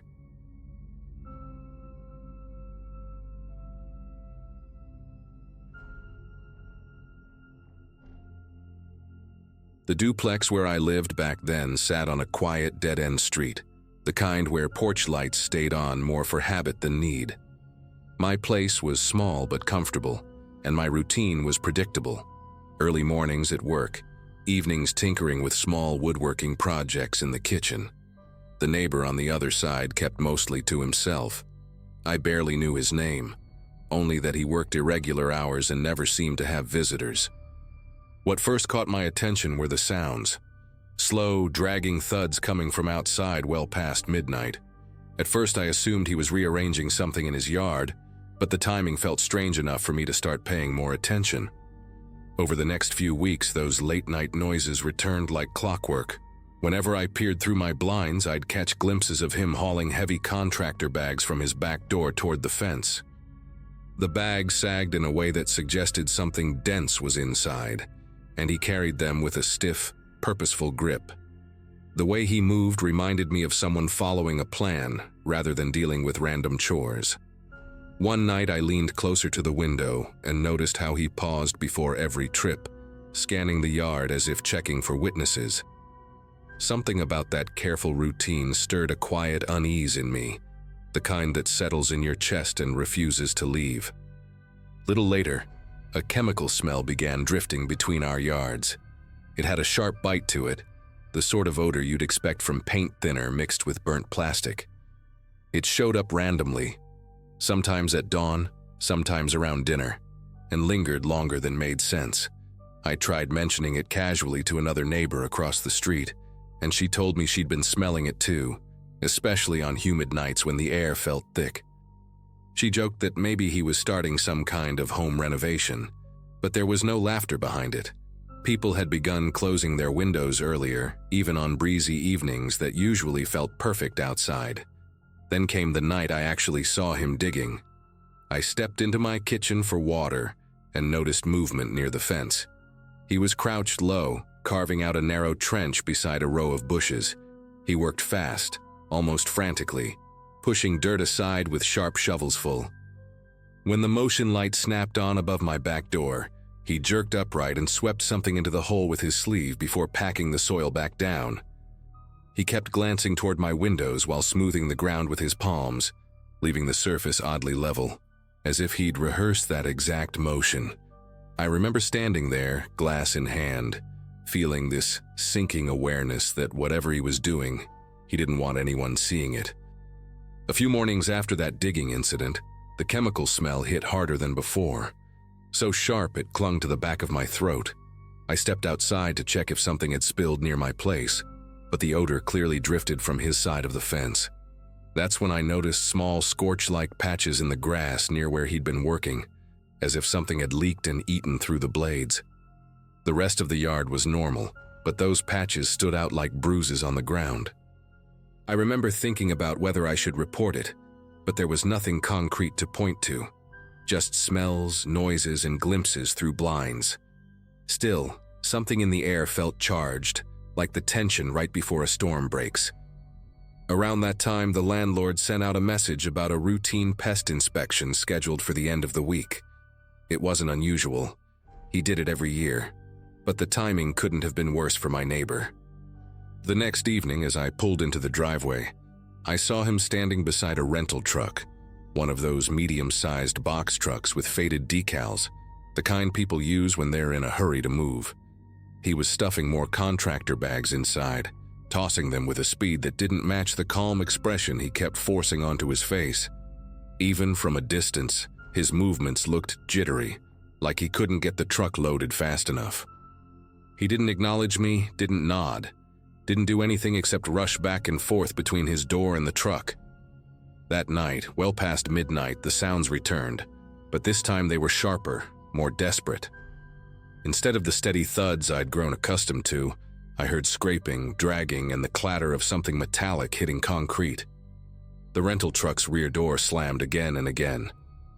Every time I tried to peek outside, he was either disappearing behind the truck or rushing into the duplex with an empty dolly. The whole street was silent except for him, and each noise cut through the air like it didn't belong in a neighborhood at that hour. There was this prickling awareness in me, a sense that something was nearing its end.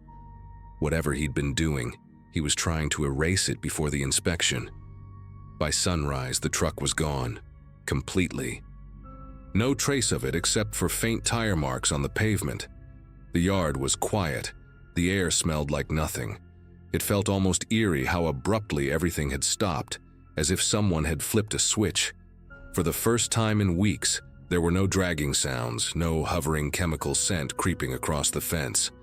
I walked out back later that afternoon and noticed the soil near the bushes looked uneven again, but not freshly dug, more like something heavy had pressed into it. Shallow depressions ran in a line along the fence, subtle but definitely there. When I crouched closer, the dirt seemed disturbed in a patterned way, as if things had been buried and then hastily removed. The pest inspector arrived 2 days later, a quiet man named Fletcher with a clipboard and a pair of boot covers he slipped on before stepping indoors. He didn't mention anything unusual as he moved through my place, but when he went next door, he paused on the front porch for a long moment. The neighbor's unit was completely empty, doors open, blinds drawn up halfway, and a faint echo drifting out as if the walls had just been stripped bare. Fletcher walked through slowly, peering along the baseboards and checking cabinets, but he eventually returned, shaking his head, saying the place felt hollow. After he left, the landlord stopped by briefly, muttering about an early termination of the lease and unpaid fees, though he didn't seem too surprised. People came and went in that building often, but something about this departure unsettled him more than he admitted. Over the next week, the yard began to change in a way I couldn't ignore. The depressions along the fence grew more pronounced, almost like the ground was settling from the inside out. I tried brushing my shoe over one of them, expecting it to feel firm, but the soil shifted under the surface, soft in a way that didn't match the surrounding earth. A stray dog from down the street wandered into my yard one afternoon and started pawing at one of the spots, digging with this frantic enthusiasm animals get when they've picked up a scent. I had to shoo it away, but the claw marks it left behind revealed darker soil beneath, packed in uneven layers that didn't look natural. Seeing that patch exposed stirred something uneasy deep in my gut. News among the neighbors traveled quickly. Everyone had heard the late-night noises. Everyone had smelled the chemical fumes. And now everyone had their own theory. Some whispered about hazardous waste. Others pointed out the scorch patches in the grass and suggested he'd been burning something he shouldn't. A few people even wondered aloud if the bags he carried held something more disturbing. The landlord considered calling in a soil test, but after a few days of silence, he backed out, claiming the cost wouldn't be worth it unless someone filed a formal complaint. No one wanted to be the one to sign their name on that kind of paperwork. Fear hung over the street in a quiet, unspoken way. Nobody wanted answers badly enough to risk what they might find. Eventually, life settled back into its usual rhythm, but the yard never really looked the same. Every time I stepped outside, those indentations drew my attention like they were waiting for someone to acknowledge them. I never dug them up. Part of me felt I should, but another part insisted that whatever had been there was better left undisturbed. The neighbor never returned, not even to collect stray mail that piled up for weeks before the landlord finally tossed it. Sometimes on warm nights when the breeze shifts just right, I swear there's still a hint of that chemical odor drifting through the fence line. Faint, but unmistakable. I've moved since then, but the memory of those late-night bags and the silent panic behind that rushed departure stays with me. And the truth is, whatever he was hiding back there, I don't think anyone was meant to uncover it.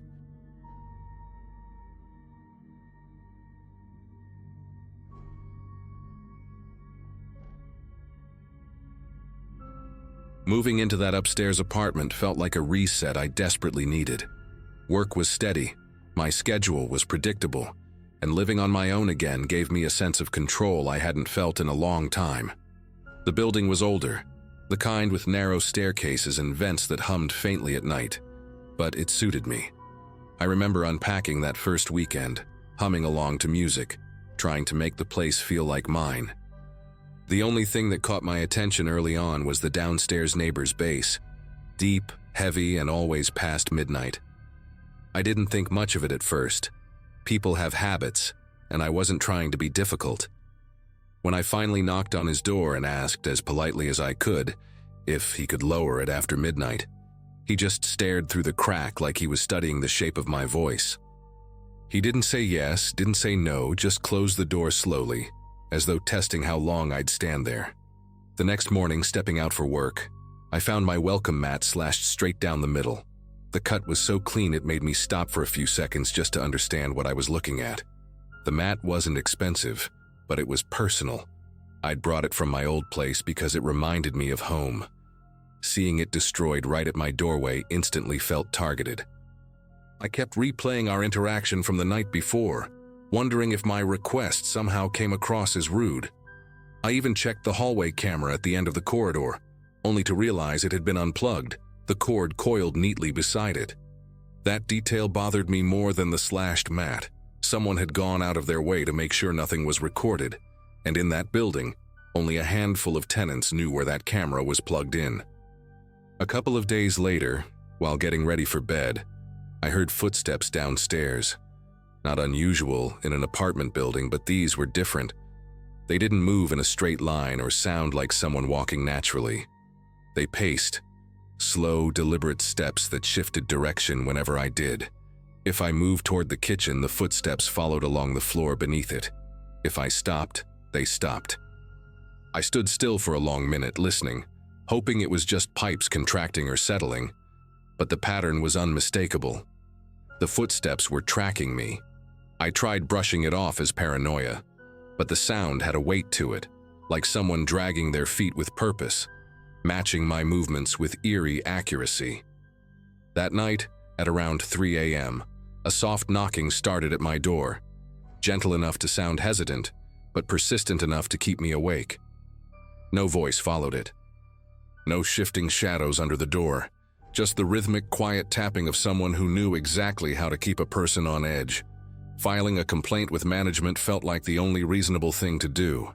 I explained the noises, the slashed mat, and the knocking, hoping they'd talk to the neighbor or at least check the maintenance logs. Instead, what I got was retaliation I couldn't have imagined. That evening, while I was eating dinner, recordings of my own conversations started playing from the apartment below. My voice crystal clear, repeating ordinary things I'd said while on the phone earlier that day. The sound came through the vents, echoing upward in a warped, hollow way.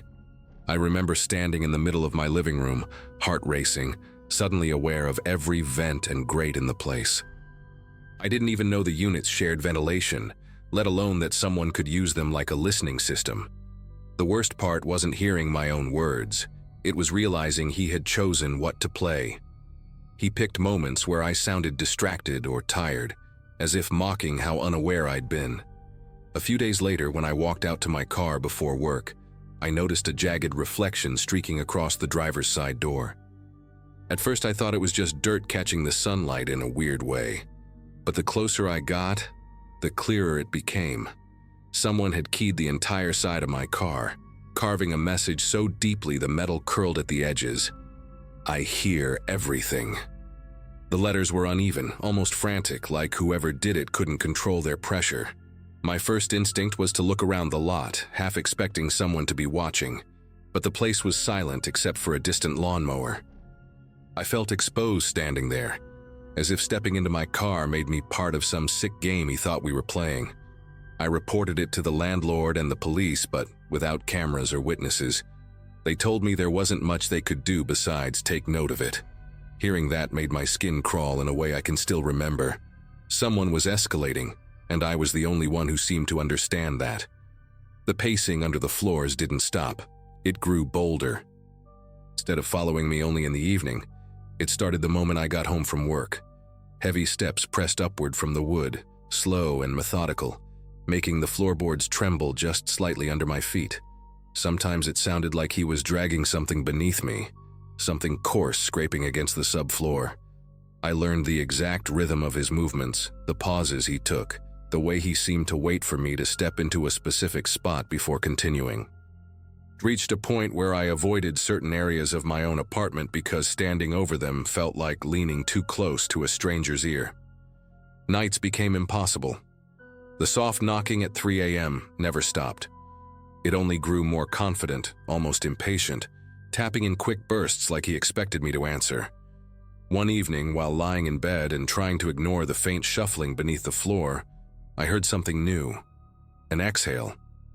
A long, shaky breath rising through the cracks in the floorboards directly under my bed. It didn't sound like it came through a vent. It sounded like someone was right beneath me, separated by nothing but wood and a few inches of darkness. I sat up slowly, barely breathing, listening to the faint rasp of air pushing upward. I slid out of bed and grabbed my phone, shining the flashlight across the floor, scanning for any sign of movement. The boards looked normal, untouched, but the breathing continued until I stepped away from the mattress. Then it stopped completely, replaced by the faintest creak, like weight shifting on hands and knees. That was the moment I realized he wasn't just listening, he was moving through the crawl space directly under my room. I confronted the landlord again the next morning, practically begging them to inspect the crawl space, or at least check the locks on the maintenance access. They insisted it was sealed, that no tenant had access to it, and brushed off my claims as old building noises amplified by stress. I even showed them the message scraped into my car, but they seemed more worried about liability than my safety. That night, I pushed my bed toward the opposite corner of the room, away from the area where I'd heard the breathing. It didn't help. The shuffling returned, louder than before, and this time it traveled the full length of the room, stopping under every corner where furniture had been moved. It felt like he was mapping the space, testing how close he could get to each wall and piece of furniture. At one point, a sharp crack jolted through the floor like a board giving under pressure. I remember whispering out loud, asking whoever was down there what they wanted. Of course, there was no answer, just the slow retreat of movement sliding back into the dark. 2 nights later, I caught the first clear sign that he was no longer satisfied with staying beneath the floor. At around 2 a.m., I heard a subtle but steady thumping inside the wall near my bedroom door, too rhythmic to be plumbing, too deliberate to be settling wood. It traveled vertically, like someone climbing between the studs. I walked into the hallway and pressed my ear gently to the drywall, and there it was again, a faint scritching, followed by another thump, then a dragging sound moving upward. The space between those walls wasn't wide enough for a person, at least not comfortably, yet the noises fit the size of someone determined enough to squeeze through anything. When the thumping reached eye level, I stepped back instinctively. A small puff of drywall dust drifted out of a barely visible gap at the baseboard, as if the pressure from inside had forced it loose. That was when I grabbed my bag and slept in my car, because whatever line he'd been creeping toward, he had finally crossed it. The next morning, after barely sleeping, I returned to the apartment with a maintenance worker who reluctantly agreed to check the crawlspace and walls. He unlocked the panel behind the laundry room, a panel I hadn't known existed, and the smell that drifted out was stale and metallic, like rust mixed with something sour. He shined his flashlight inside, and I held my breath waiting for him to confirm what I already feared. The beam revealed flattened insulation, scattered food wrappers, and deep indentations in the dust where someone had clearly been crawling on elbows and knees. The worker didn't say much. He just muttered that the access had been tampered with, and that he'd report it. But what unsettled me most wasn't the trail. It was the imprint of a palm near the opening, pressed so hard into the dust that every crease was visible, as if whoever made it paused there often listening. That evening I started packing without telling anyone. I didn't care about breaking the lease or losing the deposit. I just wanted distance from that building. While taking a last box to my car, I noticed movement in the downstairs window, the faint outline of a man standing perfectly still behind the curtains. I couldn't make out his face, but the shape of his body didn't shift, not even slightly. It was as if he'd been waiting the whole time for me to look in his direction. I turned away quickly and kept walking, but a soft tapping started behind the glass, barely audible from outside. It wasn't aggressive. It was the same slow rhythm I'd heard at my door at 3 a.m., like he wanted me to know he recognized the moment I decided to leave. My legs felt weak as I reached the car, but leaving was the only thing that made sense. I drove to a friend's place across town and refused to go back alone. By the end of that week, I had moved out completely. I didn't retrieve the final few items left in the kitchen cabinets, didn't check the mail slot one last time. None of it felt worth stepping back inside. Months later, the landlord called to say the downstairs tenant had disappeared, left everything behind. According to him, the crawl space had been resealed and the unit was safe again, said with a tone that made it clear he wanted me to consider returning. I never did. Every so often, though, I still think about those footsteps tracing my movements, the recordings of my voice echoing through the vents, and the breathing rising through the floor in the middle of the night. I don't know what he was planning to do once he found a way in. Maybe nothing. Maybe something worse. All I know is that leaving saved me from ever finding out.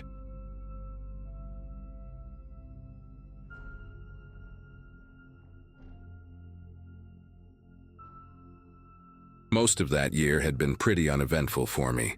I was working long shifts at a small print shop, keeping to myself, and trying to save enough money to move out of the old apartment building I'd been stuck in for far too long. The place wasn't dangerous, just worn out. Thin walls, flickering hallway lights, and a constant smell of burnt toast drifting up from a unit downstairs. Around that time, one of my neighbors, a quiet guy named Evan, lived right across the hall from me. He wasn't the type who made small talk, but he'd nod whenever we passed each other. For months, he'd been predictable in a comfortable way.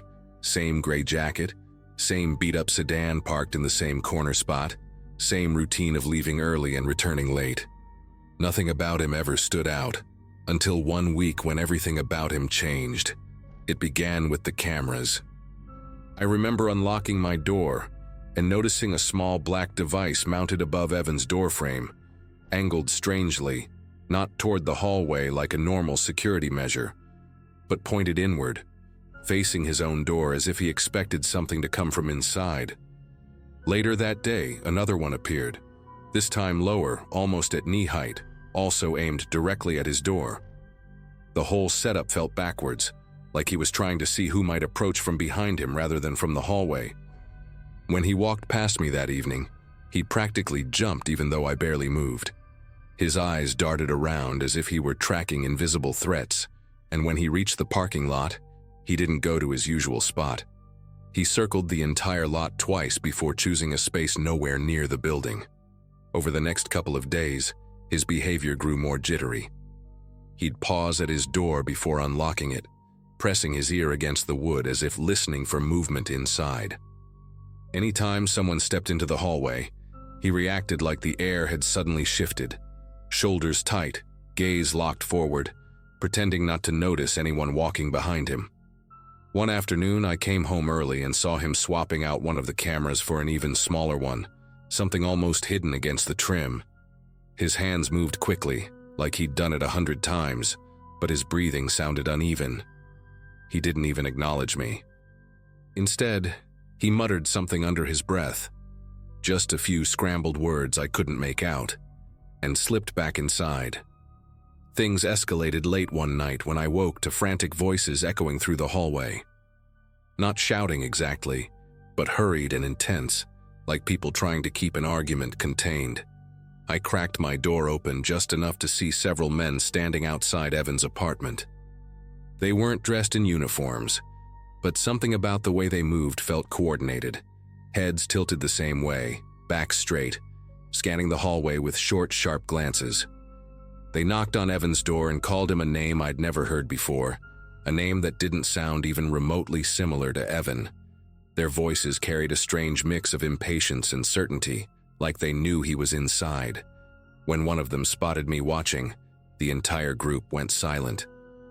They didn't threaten me, didn't say a word. They just stepped back, exchanged looks, and vanished down the stairwell so quickly it barely felt real.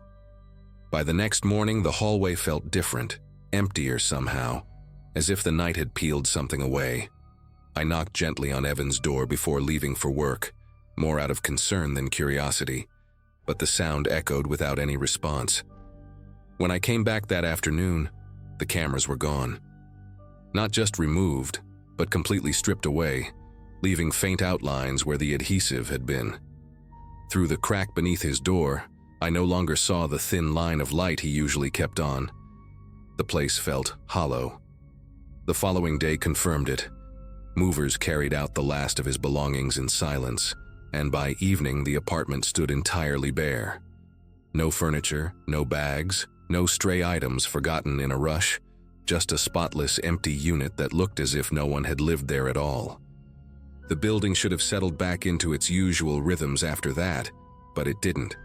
2 nights after Evan's sudden disappearance, a strange metallic sound woke me up, something like someone testing a doorknob with the patience of a lockpicker.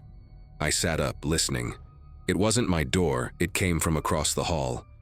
Footsteps moved slowly, deliberately, stopping and starting in irregular intervals. I opened my peephole just enough to see 3 silhouettes in the hallway. These weren't the same men from before. Their posture, their clothing, even their presence felt different. Less organized, more restless. One of them knelt by Evan's old door while another drifted toward the mailboxes, inspecting each lock with an unsettling calm. At first, I thought they might be new tenants who'd gotten the wrong unit, but they carried no bags, no papers, nothing that suggested they belonged there. They didn't speak to each other either. Every movement seemed purposeful, as if they had instructions they didn't need to repeat out loud. The one at the door pressed his ear against it, not in a curious way, but like someone confirming whether a long-lost echo still lived behind the wood. When he pulled back, he tried the handle slowly, deliberately, before giving a small shake of his head. Then all 3 drifted down the hallway, not together exactly, but keeping the same slow, steady pace as they descended the stairs. Their visits didn't stop after that night. They came again the next, and again the one after. Always late, always quiet. Sometimes it was just one person lingering near the vacant unit, other times 2 or 3. A couple of them returned to the mailboxes and checked each slot carefully, tapping the locks as though listening for a specific sound only they understood. Once I heard someone whisper a word, too soft to catch, but the tone carried the weight of recognition, like whatever name they were using still mattered to them. It became obvious they weren't looking for an apartment. They were looking for him, still convinced he might be hiding somewhere close. The longer this went on, the more I felt the building shifting under it. People who had lived there for years suddenly kept their doors locked at all times, even in the daytime. Conversations in the stairwell stopped the moment these strangers appeared, as if the entire place had quietly agreed not to draw attention. I caught glimpses of them moving through the parking lot too, checking cars, pausing at empty spaces, scanning the rows like they were matching something against a memory. Sometimes one of them would linger near the tree by the sidewalk, looking up at the windows with a blank sort of focus, not searching the building exactly, but marking it, as if making sure it hadn't changed since the last time they came. What unnerved me most was how they treated the empty apartment across the hall. They acted like it was still occupied, still important, still holding something they needed to confirm or retrieve. One night I heard a soft scrape from their side of the hallway, like someone running a fingertip along the door frame, tracing the outline of where the cameras had once been. The sound stretched on long enough that I had to press a hand against my own chest to steady myself. Every instinct said not to open my door. The hallway lights flickered during their visits too, but not in the usual dying bulb kind of way. It was more like the lights dimmed just slightly whenever they passed beneath them, as though their presence disrupted something delicate in the wiring. On the 5th night, I heard footsteps stop directly in front of my door, not the tentative kind, not the sort that fumble looking for a number. They paused with intention. I stayed completely still, listening to breaths that were too controlled, too measured. Then came the softest tap against my doorknob. Not a twist, not a push, just a touch, like someone testing whether I would respond. I didn't move. After a few seconds, the footsteps shifted back toward the empty unit. A man's voice murmured something low, followed by a faint reply from farther down the hall. Their footsteps drifted away in no real hurry, as if they had all the time in the world to keep circling back. Eventually, I realized that waiting for them to stop wasn't a plan. It was just me hoping the problem would solve itself. So the next morning, I told the building manager everything. Every late-night visit, every door check, every time someone lingered by the mailboxes. She frowned like she wanted to dismiss it, but couldn't. By that afternoon, she'd installed new hallway cameras and scheduled a full lock replacement for every unit on the floor. The strange visits didn't stop immediately, but they changed.